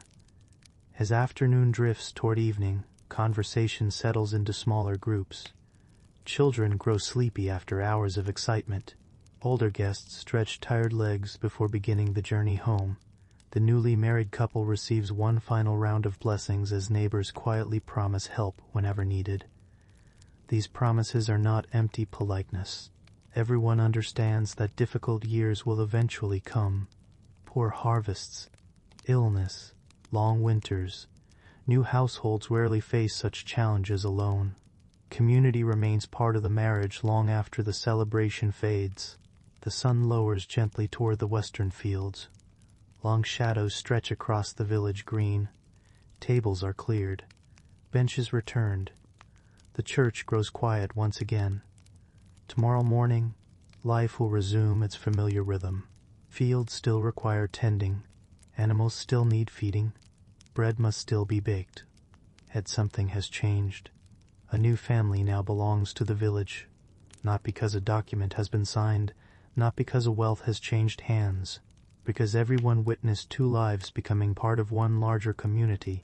Perhaps that explains why medieval weddings felt so ordinary to those attending them.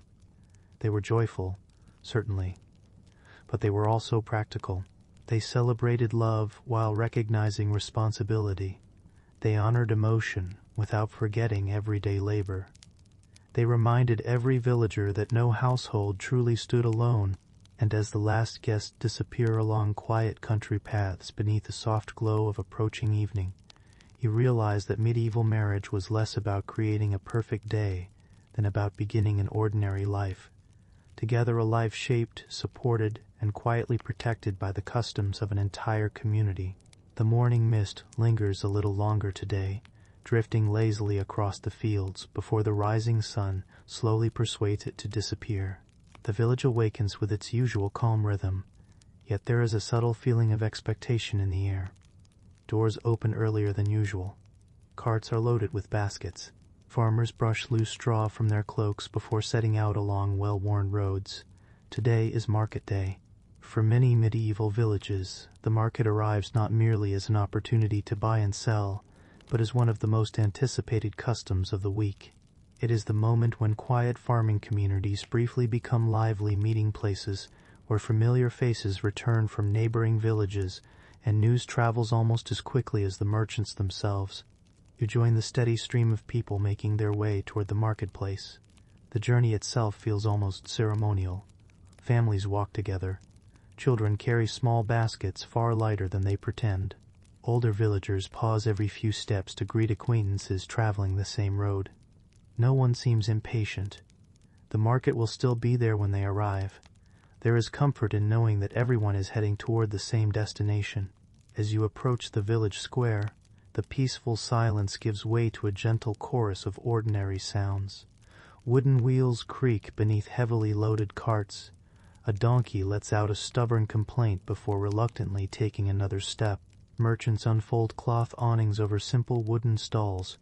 Someone laughs quietly after recognizing an old friend not seen since the previous market day. Nothing feels chaotic. The marketplace possesses its own slow rhythm, practiced so many times that every participant seems to understand it instinctively. Rows of stalls gradually come to life. Fresh vegetables rest beside woven baskets filled with onions, beans, and turnips. Bundles of herbs hang neatly from wooden beams. Cheeses wrapped in cloth wait patiently beside loaves of dark bread. Nearby, a cooper displays carefully crafted barrels, while a potter arranges sturdy clay bowls in tidy rows. Every object represents hours of patient work. Nothing has been made quickly. Nothing has traveled easily. You pause before a stall where an elderly woman sells wool spun during the long winter evenings. She greets each customer warmly before discussing prices. The conversation begins not with money, but with recognition. How has your family been? Did the spring rains help your fields? Has your grandson recovered from his fever? Only after these questions have been answered does anyone begin discussing wool. Relationships come first. Business follows. This order feels entirely natural. Modern shoppers often expect efficiency. Medieval customers often expect familiarity. You notice that bargaining forms an important part of nearly every exchange. At first it might seem like disagreement, yet as you listen more carefully, the conversations remain surprisingly gentle. A merchant suggests one price. The customer smiles and offers another. The merchant shakes his head with quiet amusement. They continue talking. Neither appears offended. The process itself belongs to the custom. Everyone understands that the first price rarely becomes the final one. The conversation allows both people to demonstrate fairness, patience, and mutual respect. Eventually an agreement is reached. Hands meet briefly. The sale is complete. No written receipt changes hands. No printed contract is signed. Instead, the agreement rests upon something perhaps even more valuable: trust. In a medieval village, reputation often outweighs written paperwork. A dishonest merchant may gain a little profit today, but next week fewer customers will visit his stall. The following month, travelers may carry stories of his unfair dealings to neighboring towns. Within a few seasons, his reputation could become more expensive than any short-term gain. Honesty is not merely a moral ideal. It is good business. As you wander farther through the marketplace, you notice another curious custom. Many merchants bring the same goods to the same places year after year. Villagers know them by name. Children wave as familiar wagons arrive. The blacksmith already knows which farmer will eventually purchase another horseshoe. The cloth merchant remembers which family prefers sturdy wool over finer linen. Trade becomes deeply personal. Customers do not simply buy objects. They buy from people whose character they have observed over many years. Near the center of the square, several men examine a set of carefully balanced scales. Weights are placed one after another until both sides settle evenly. The crowd watches with quiet interest. Fair measurements matter greatly. A dishonest scale can quietly steal from dozens of customers before anyone notices. Because of this, many communities establish trusted standards for weights and measures. The practice protects both buyers and sellers. Again, the custom seems remarkably practical. Everyone benefits when trust remains strong. A young apprentice watches the weighing process with wide eyes. His master quietly explains why accuracy matters, not merely because the law expects honesty, because people remember. That lesson extends far beyond the marketplace. Throughout medieval life, memory often serves where written records remain limited. A promise remembered by many neighbors carries remarkable strength. The marketplace also becomes the village newspaper. As you stroll between the stalls, conversations drift from one subject to another. A traveler speaks of a bridge repaired after winter flooding. A merchant reports unusually abundant grain farther south. Someone mentions hearing that a nearby monastery has begun copying a remarkable new manuscript. Elsewhere, two shepherds compare the health of their flocks while sharing bread. No single conversation seems especially important. Together, they form the information network of an entire region. News spreads slowly, but it spreads steadily. You stop beside a spice merchant whose small collection draws curious attention. Most villagers cannot afford expensive imported spices on a regular basis. Still, people enjoy seeing them.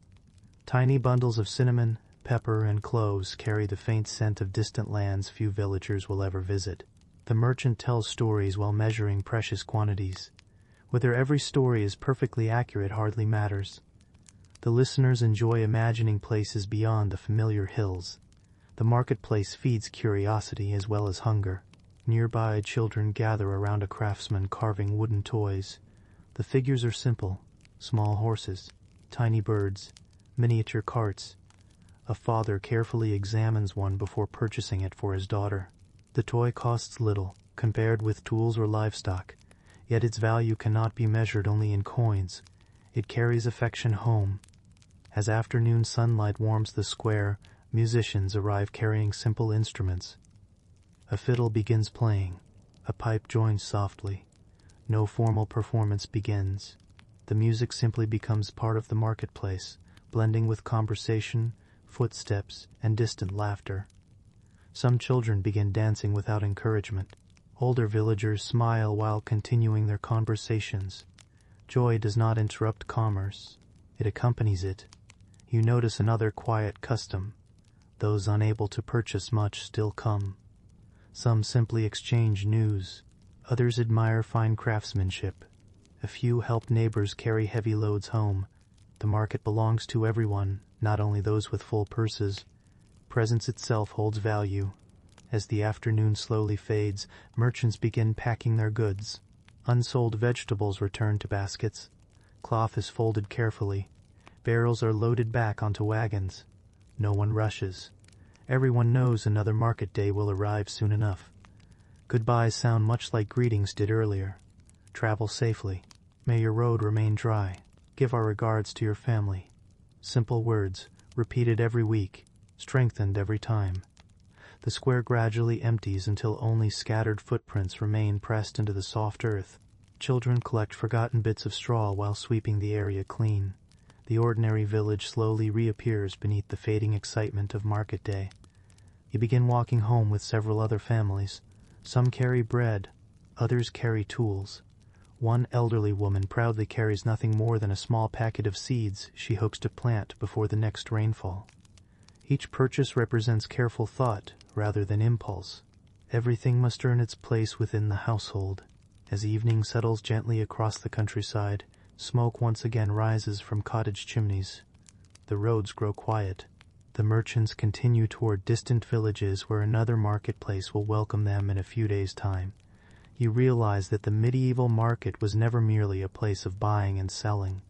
It was where trust became visible, where reputation quietly shaped every conversation, where honesty traveled farther than wagons, where neighbors renewed friendships while exchanging vegetables, cloth, tools, stories, and laughter. To those who gathered here week after week, these customs required no explanation. They simply understood that a thriving market depended not only upon goods but upon people keeping their word, remembering familiar faces, and believing that fairness patiently practiced would always be worth more than a single profitable bargain. By the following morning, the memory of market day has already begun settling into ordinary conversation. Fresh bread purchased yesterday rests upon wooden shelves. New tools have found places beside older ones. Seeds carefully carried home now wait for the right moment to meet the soil. The village, lively only a day before, has returned to its familiar, measured pace. The church bell rings, doors open, smoke rises. Another ordinary day begins. Yet today a different kind of gathering slowly forms near the center of the village. No music accompanies it. No merchant calls out prices. No feast has been prepared. Instead, neighbors quietly make their way toward the open space beside the church, where a large oak tree has shaded generations of meetings. Beneath its broad branches, a handful of sturdy benches have been arranged. They are simple, worn smooth by countless years of use. This is where another familiar medieval custom quietly unfolds: justice. To modernize, justice often takes place behind closed courtroom doors, surrounded by formal procedures, written records, and carefully trained professionals. Medieval villages certainly knew written laws, especially in larger towns and kingdoms, but for ordinary rural communities, justice was often something witnessed together. It belonged to the community. You find a place near the edge of the gathering. No one whispers dramatically. There is no sense of spectacle. People speak softly, greeting neighbors as they always do. Children remain nearby, though gently reminded to behave respectfully. Even those not directly involved attend because today's decision may become tomorrow's lesson. The village elder arrives first. His pace is slow but steady. Years have bent his back a little, yet his presence still carries quiet authority. Beside him stands the local priest. Nearby, several respected villagers take their places, not because they possess impressive titles, but because they have earned the trust of those around them. Experience matters here. So does reputation. You notice that everyone already seems to know why the meeting has been called. News travels gently but thoroughly in a close-knit community. No printed notices were necessary.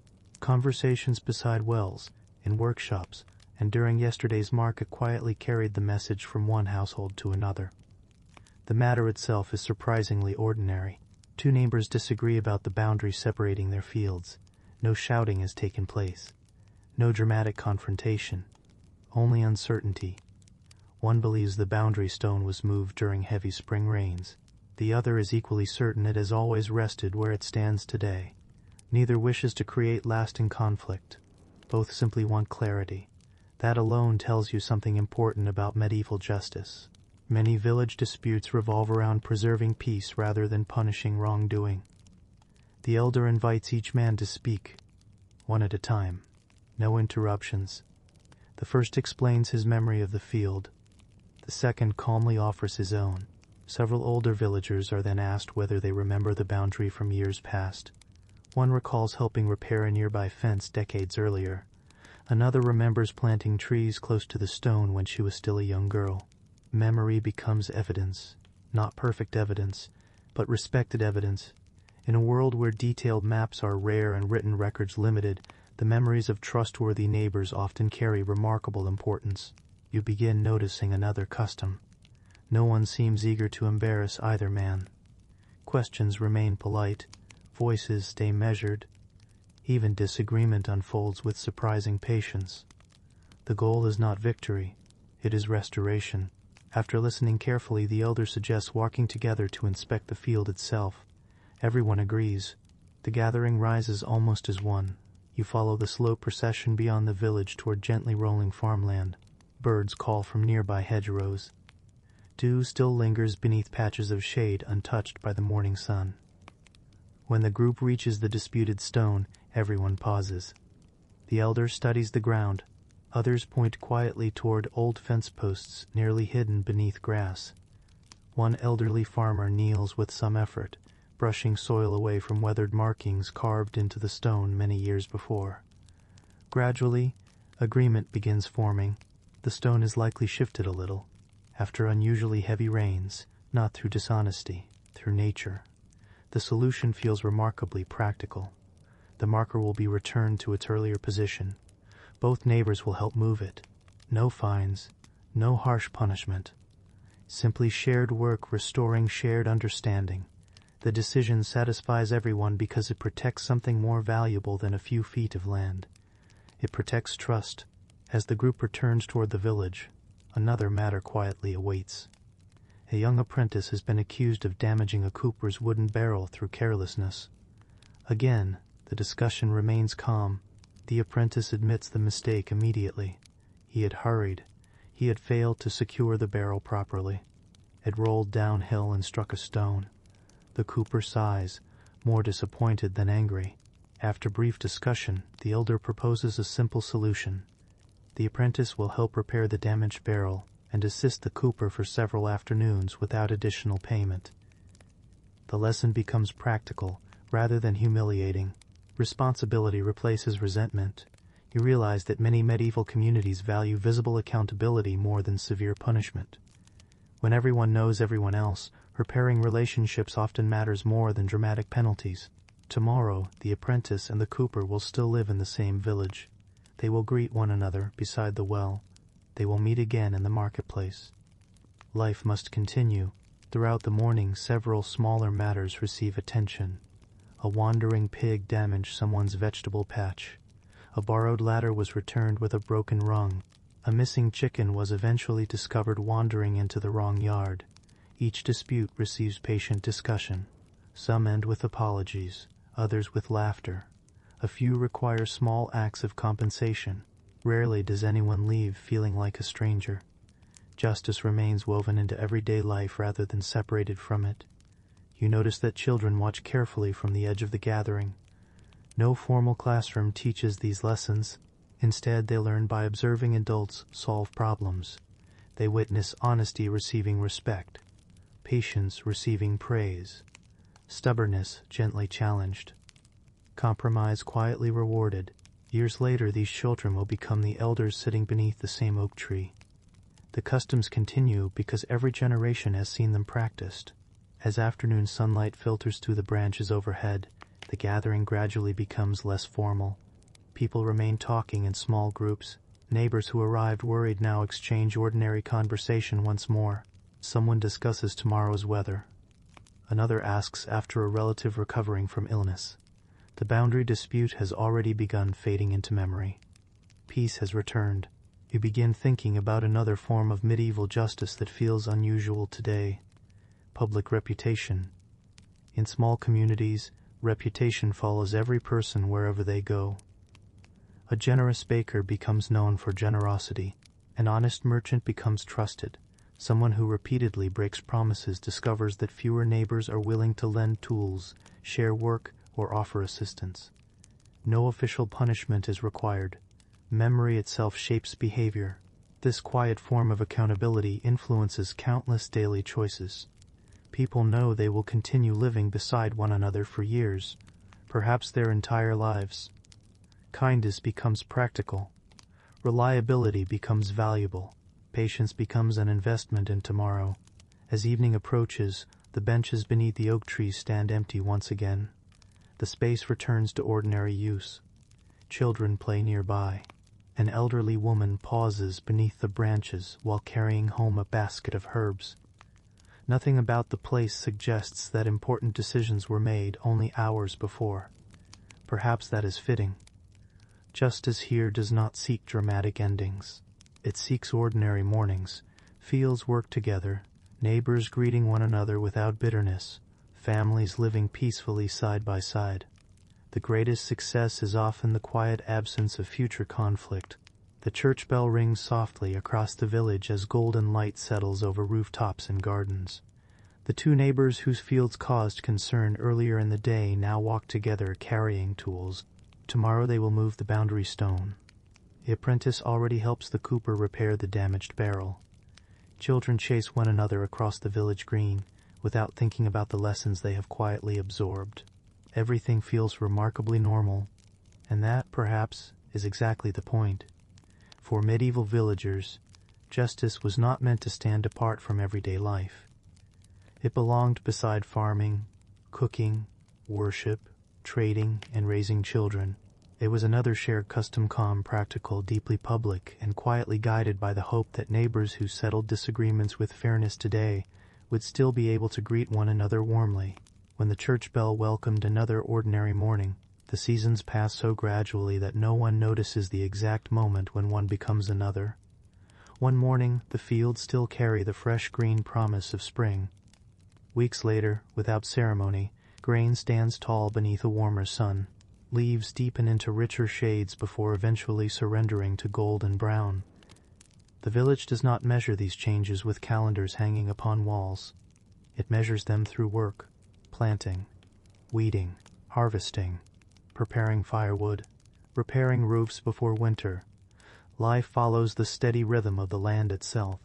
Yet every so often, that familiar rhythm pauses. Not because work has disappeared. Work never truly disappears.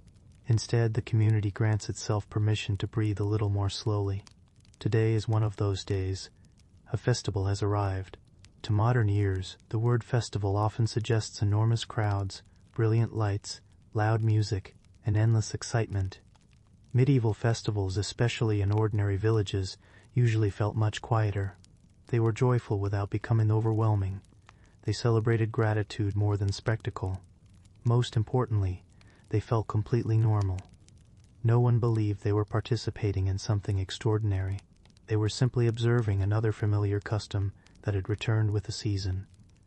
You wake to notice small differences almost immediately. The church bell rings with a slightly lighter rhythm. Smoke still rises from cottage chimneys, but fewer people hurry toward the fields. Children seem unusually eager to finish their morning chores. Even the animals appear to sense that something has changed, though perhaps they are only responding to the relaxed pace of the humans around them. The village itself feels softer. Outside one cottage, women arrange freshly gathered flowers beside the doorway. Not expensive decorations, only simple blossoms gathered from nearby meadows. Another family hangs woven branches of green leaves above their entrance. Someone else carefully sweeps the packed earth outside the house until it appears smoother than usual. These gestures require little effort. Yet together they quietly transform the familiar village into a place of gentle celebration. You walk toward the village green where preparations continue. Long wooden tables are carried into place.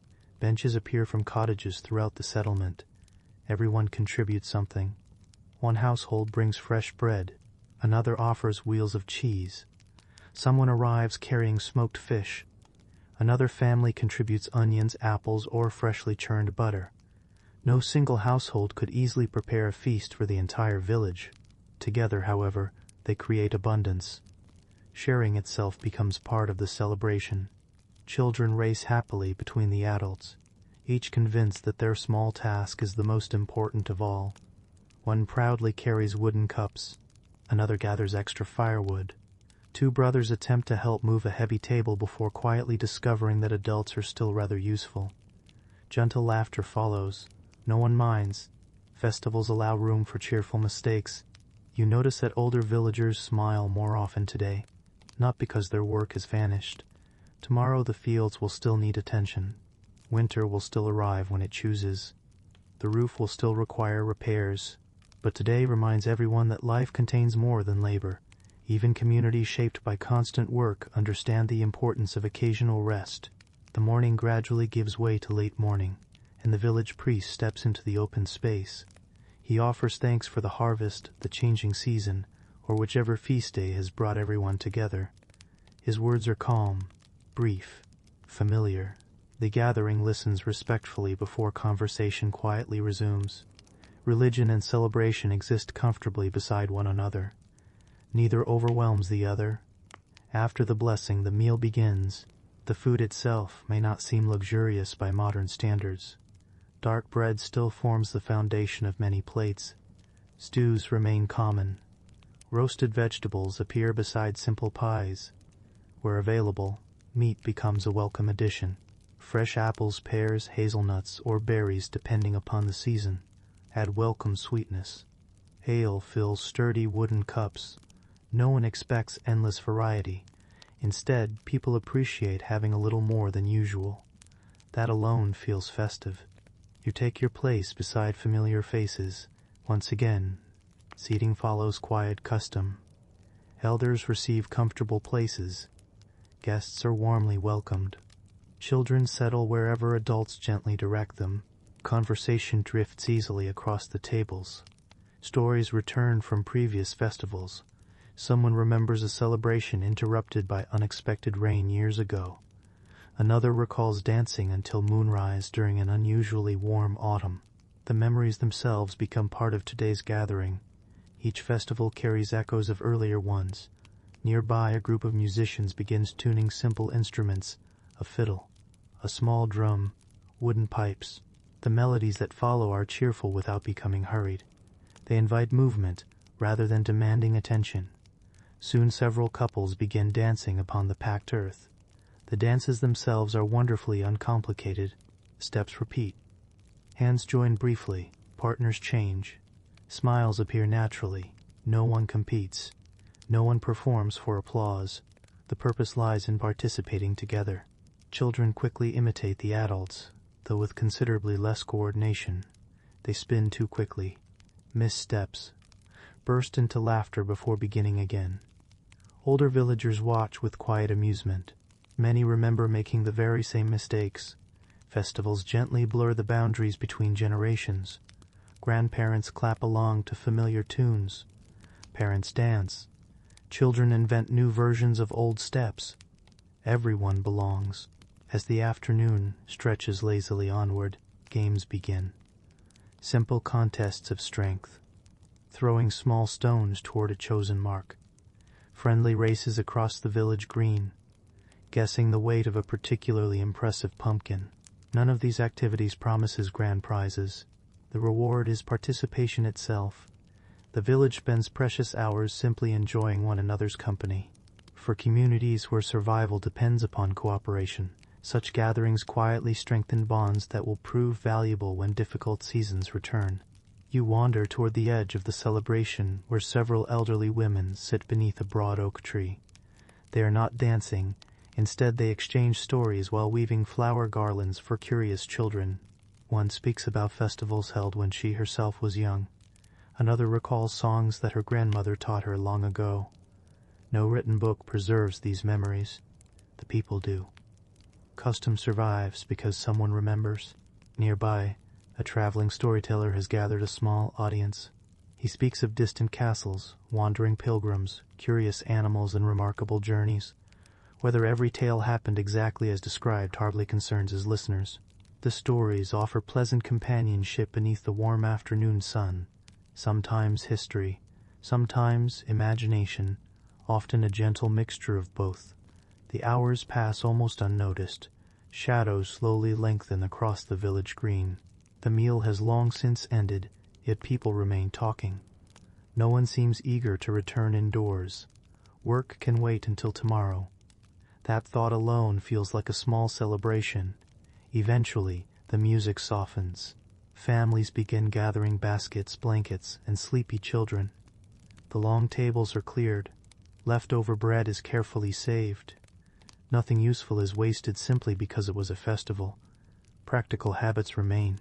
Celebration never replaces wisdom. As evening approaches, lanterns appear one by one. Their warm glow reflects softly against timber-framed cottages. A few final dances unfold beneath the deepening blue sky. The pace has become slower now, gentler. Older couples sway quietly to melodies they have known for decades. You realize that the true purpose of these festivals was never to escape ordinary life. Instead, they reminded people why ordinary life mattered. The fields deserved celebration because they had been worked together. The harvest deserved gratitude because countless hands had made it possible. The songs carried meaning because generations had sung them before. Tomorrow morning, the church bell will ring again. The plows will return to the fields. Bread will once more be baked, animals will still require care, life will quietly resume its familiar rhythm, yet everyone will return to that work, carrying the memory of this shared day, a day when labor briefly stepped aside to make room for laughter, when neighbors became companions rather than merely fellow workers, when familiar customs reminded an entire village that even the busiest lives benefit from moments of peaceful celebration. And as the last notes of the fiddle drift into the cool evening air, disappearing beneath the sky slowly filling with stars, the festival fades gently into memory, never extraordinary, never forgotten, simply another cherished custom waiting patiently for the turning of the seasons. The festival has quietly passed into memory. By the next morning, the long tables have disappeared from the village green. Flower garlands have begun to wilt beneath the summer sun. The musicians have continued along the road toward another village preparing for its own celebration. Once again, the familiar rhythm of ordinary life returns without complaint. The church bell rings. Doors open. Smoke rises. Another day begins. The seasons continue turning, just as they always have. Spring gives way to summer. Summer gradually becomes autumn. Autumn slowly surrenders to winter. Then, almost before anyone notices, the cycle quietly begins again. The village changes with every passing year, yet in another sense, it hardly changes at all. Children grow taller, parents grow busier, grandparents become slower. The old oak tree still shades the village green. The church bell still echoes across the rooftops. The same footpaths wind between fields that have been worked by generations of careful hands. Growing old here is not viewed as stepping away from life. It is simply another stage within the same familiar rhythm. You notice this almost immediately as you walk through the village on a cool autumn morning.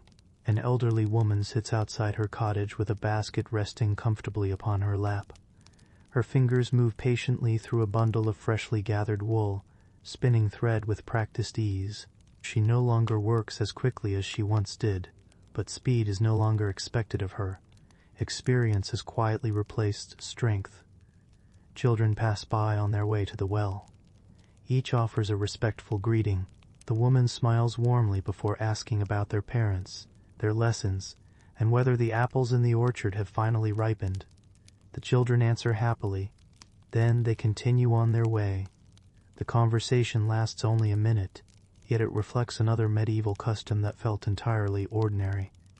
Older people remained woven into everyday village life. They were not separated from the community.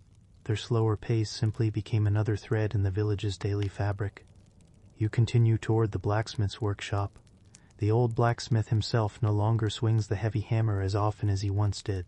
Years of labor have left his shoulders stiff, and his hands marked by countless tiny scars. Now, a younger apprentice performs much of the hardest work. The older man watches quietly. Occasionally he offers advice, a small adjustment to the angle of the hammer, a reminder to heat the iron a little longer, a warning not to rush the cooling process. His knowledge has become more valuable than his strength. The apprentice listens carefully, not because he is required to, because experience has earned respect. Throughout the village you notice similar scenes unfolding. An elderly shepherd no longer walks beside the flock every day. Instead, he teaches younger family members how to recognize illness among the sheep before obvious signs appear. A grandmother shows her granddaughter exactly how much salt belongs in a winter stew. An aging carpenter explains which trees produce the strongest beams and which should never be used for roofing. These lessons are rarely formal. They happen naturally, while working, while eating, while walking together along familiar roads. Knowledge moves quietly from one generation to the next. The village itself becomes the classroom. No one announces the beginning of a lesson. The lesson simply begins. As the afternoon progresses, you visit one of the cottages where several generations share the same home. Near the fire sits an elderly grandfather wrapped in a thick wool blanket. His legs no longer carry him easily across the fields. His hearing has softened with age. Yet every evening children gather around his chair. They know what comes next, another story. Sometimes he speaks of winters so cold that rivers seemed frozen forever, Other evenings he remembers market days when merchants arrived with goods from lands no one else in the village had ever seen.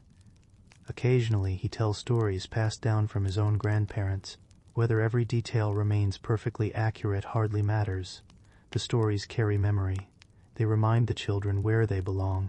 You notice something interesting. No one interrupts him. Even when the children have heard the same tale several times before, they listen patiently. Repetition itself has value. Each telling adds another layer to memory. Long before books became common possessions, stories preserved knowledge. The storyteller became a living library. As evening approaches, several older women gather beside the communal oven while waiting for fresh bread to finish baking. Their conversation drifts gently between familiar subjects: the weather, the harvest, a neighbor recovering from illness, a wedding expected before winter. One woman recalls how differently the village looked when she was young. Another laughs softly, insisting that every older generation believes the same thing. The others smile. Some customs never change. Even the habit of remembering the past seems timeless. You begin noticing that aging in the medieval village rarely means complete retirement. There is no sudden moment when work simply ends forever. Instead, responsibilities gradually change. Heavy lifting becomes lighter tasks. Long days in the fields become afternoons repairing tools or sorting seeds. Walking great distances becomes sitting beside younger workers while offering advice earned through experience. The work continues. Only its shape changes. Winter eventually arrives. Snow settles quietly upon cottage roofs. The fields rest beneath a pale blanket of frost. Outdoor labor slows considerably. Inside the cottages, older villagers become especially important. Long evenings create opportunities for spinning wool, repairing clothing, carving wooden tools, preparing dried herbs, and teaching younger hand skills that busy summer days rarely permit. You imagine sitting beside the fire as snow taps softly against the shutters. An elderly woman patiently shows a child how to mend a torn sleeve. Each stitch is demonstrated slowly. The child tries, makes a mistake, begins again. No one hurries. Winter offers time. Learning follows the rhythm of the season. Elsewhere, an old cooper carefully examines wooden barrels stored for the colder months. He no longer builds many new ones himself. Instead, he teaches younger craftsmen how to recognize tiny cracks before they become costly leaks. Experience notices details that youthful eyes sometimes overlook.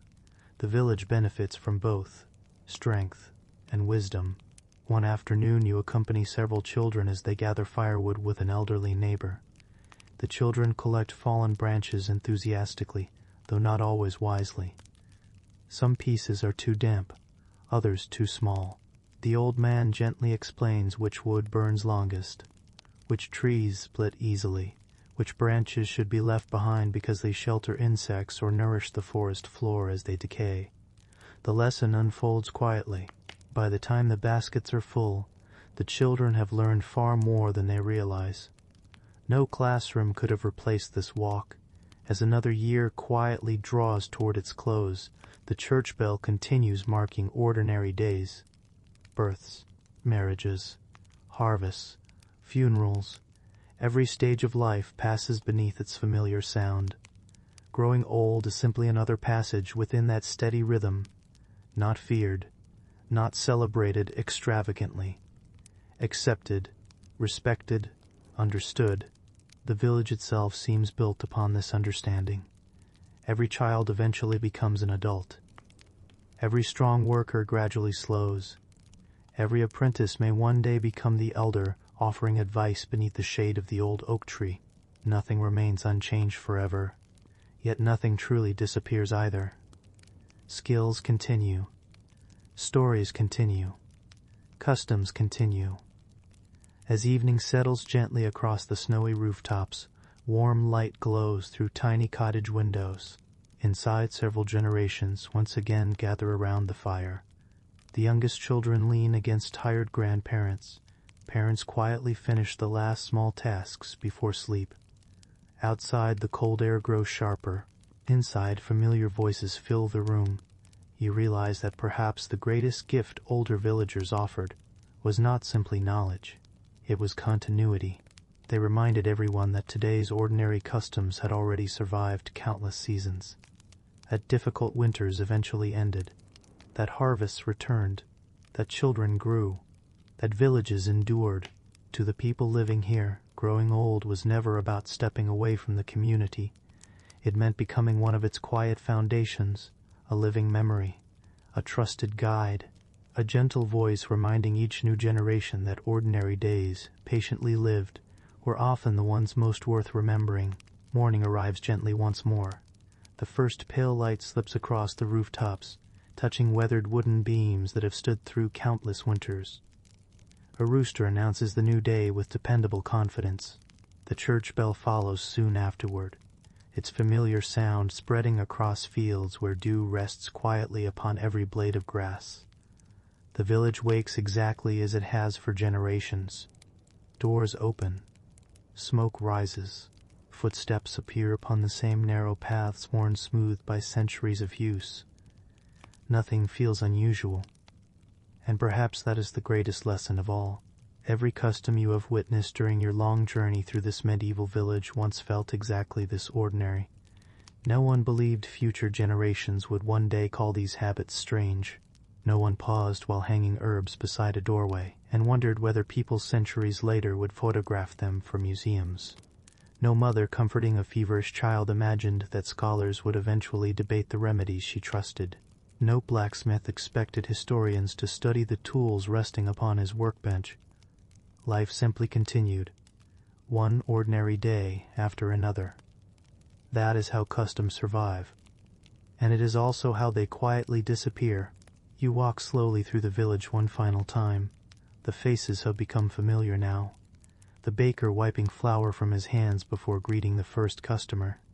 The shepherd opening the pasture gate just after sunrise. Children hurrying toward the well with wooden buckets that always seem a little too large for them. An elderly woman pausing beneath the old oak tree to rest before continuing toward the church. Everything appears permanent, yet nothing truly is. Some customs vanish so gradually that no one notices the exact moment they end. A grandmother teaches a song to her daughter. The daughter remembers only half of it. Her own children learn an even shorter version. Several generations later, the melody has disappeared completely. No dramatic farewell, no final performance, only silence arriving little by little. You pause beside the communal oven. For generations it has served nearly every household in the village. Families arrive carrying carefully prepared loaves.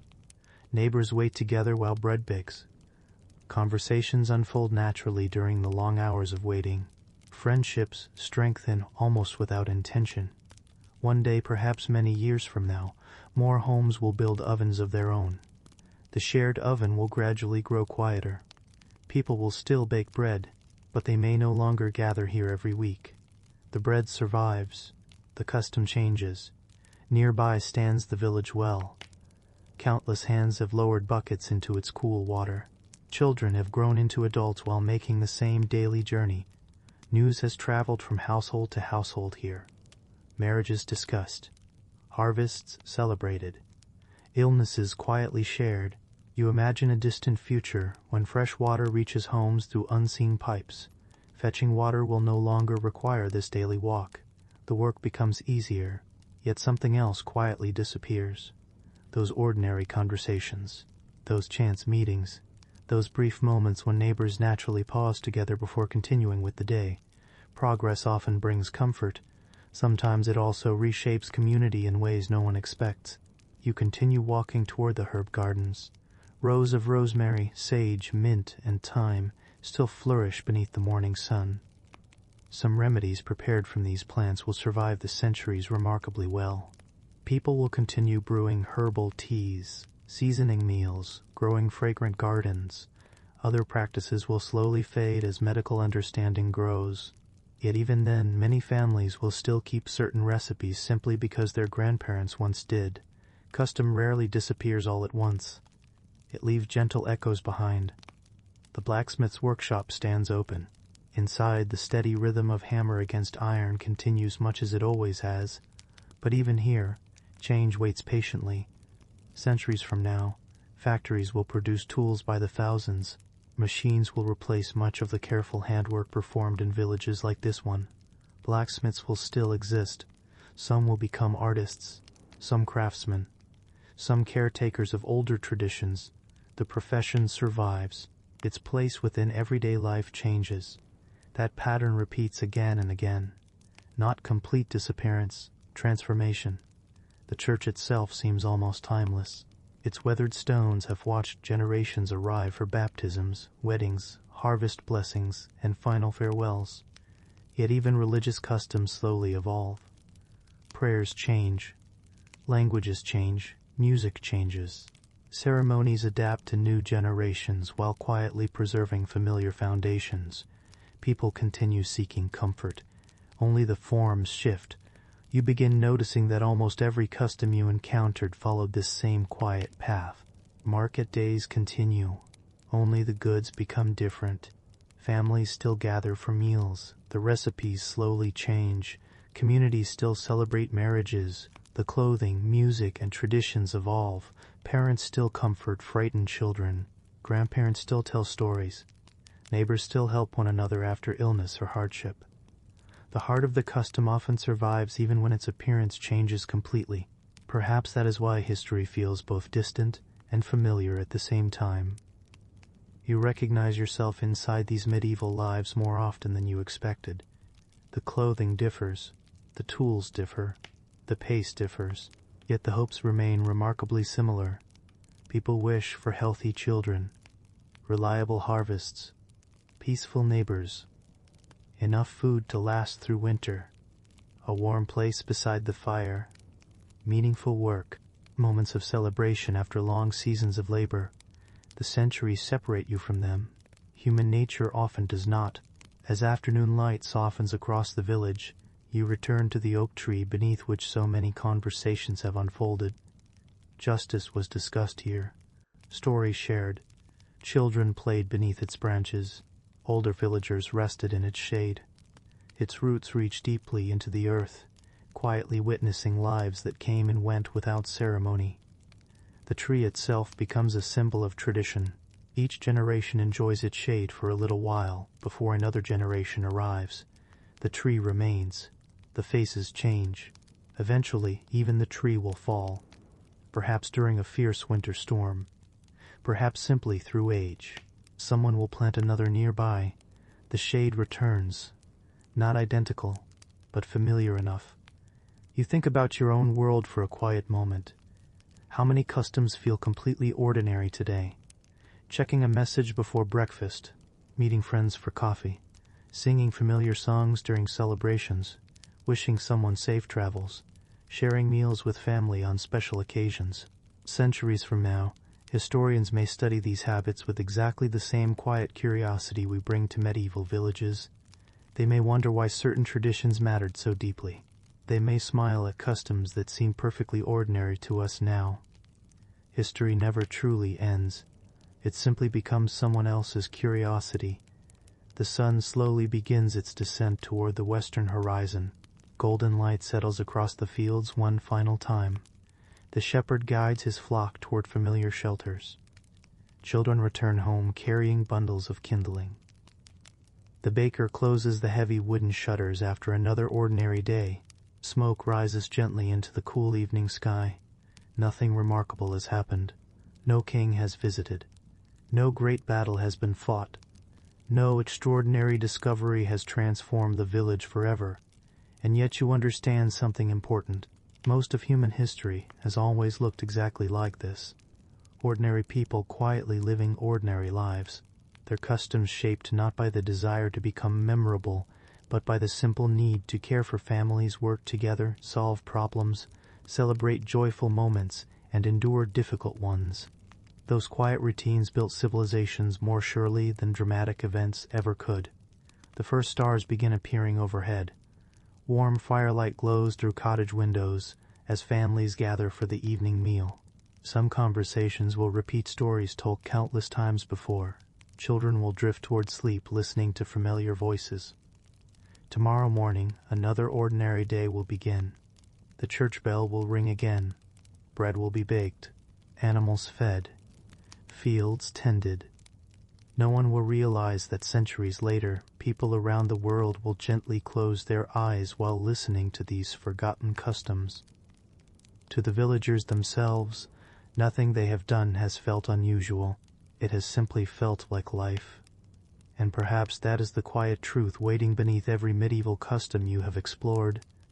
The habits that seem most curious to us today were once invisible to the people who lived them.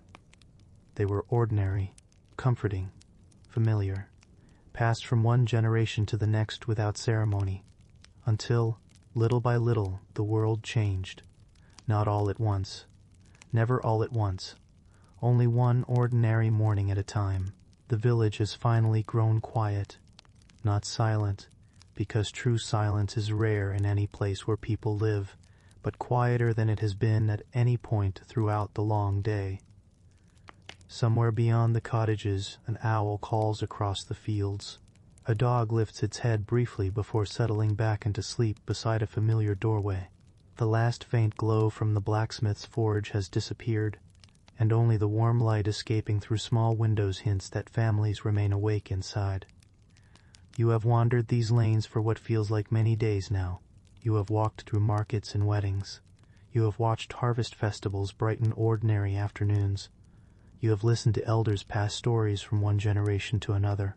You have stood quietly beneath the old oak tree while neighbors settled disagreements with patience rather than anger. You have seen herbs hanging beside cottage doors, bread shared across long wooden tables, children learning customs without ever realizing they were learning them at all. None of it appeared especially remarkable. That was precisely the point. History often remembers kings, battles, castles, and famous names because they leave behind written records, monuments, and dramatic stories. Yet most people who ever lived never stood inside a royal court. They never commanded armies. They never expected their names to survive the passing centuries. Instead, they woke before sunrise. They worked until evening. They cared for children. They worried about the weather. They repaired tools, shared meals, helped neighbors, celebrated weddings, mourned losses, laughed during festivals, rested beside warm fires after long days. The medieval world was built far more by ordinary routines than extraordinary events. Perhaps that is why it still feels quietly familiar. As you look once more across the sleeping village, you realize how many customs have changed without completely disappearing. Families still gather around tables, even if the food is different. Neighbors still help one another during difficult times, even if the forms of that help have changed. Children still learn by watching adults long before anyone begins formal lessons. People still mark important moments with celebrations, songs, shared meals, and familiar traditions. The details evolve. The human need behind them remains. That may be one of history's gentlest lessons. Across hundreds of years, people have continued searching for comfort in surprisingly similar places. Warm food after a cold day, a familiar voice during uncertain times, a trusted friend, a reliable routine, a home filled with quiet conversation at the end of ordinary work. The medieval villagers you have met never thought of themselves as unusual. They simply accepted the customs handed down by parents, grandparents, neighbors, and teachers. In time, they quietly added their own small changes before passing those customs onward again. Generation after generation, morning after morning, season after season. You can almost imagine tomorrow already beginning. Before dawn, someone will stir the embers in the hearth until fresh flames awaken. Another baker will knead another loaf of bread. The shepherd will open the pasture gate. The blacksmith will lift his hammer. Children will carry water from the well while inventing games along the way. An elderly woman will pause beneath the oak tree before continuing toward the church. Someone will greet a neighbor with familiar words repeated so often that neither remembers who first spoke them. Life will continue, not dramatically, not hurriedly, simply, faithfully. Perhaps that quiet faithfulness deserves more attention than it usually receives. Great events may shape history books. Ordinary habits shape lives. As the stars spread farther across the sky, the village settles more deeply into sleep. One by one, cottage windows grow dark. The final conversations fade. Only the steady chorus of crickets and the gentle whisper of the night breeze remain. You have reached the end of your walk through these curious medieval customs. What once seemed unusual now, perhaps feels a little easier to understand. Not because every belief was correct, not because every tradition survived, but because each custom answered a need felt by real people living ordinary lives. Comfort, community, continuity, hope. The world around them changed slowly, their customs changed slowly with it, and somewhere, almost without anyone noticing, one century quietly became another. Perhaps that is how all history truly moves, not through sudden leaps alone, but through countless ordinary mornings, countless shared meals, countless conversations beside wells, ovens, workshops, and village paths, each one too small to remember by itself. Together they became an age. If your eyelids have grown heavier during this journey, then perhaps you have experienced these villages in much the same gentle rhythm as those who once lived within them, without hurry, without urgency, only the peaceful passing of time. Thank you for spending this quiet evening with Sleepy Historian. If you found comfort wandering through these forgotten corners of the past, perhaps you'll return for another slow journey through history whenever another peaceful night arrives. Until then, leave the village just as its people would have done. Quietly, without rushing. Allow the church bell to fade into the distance.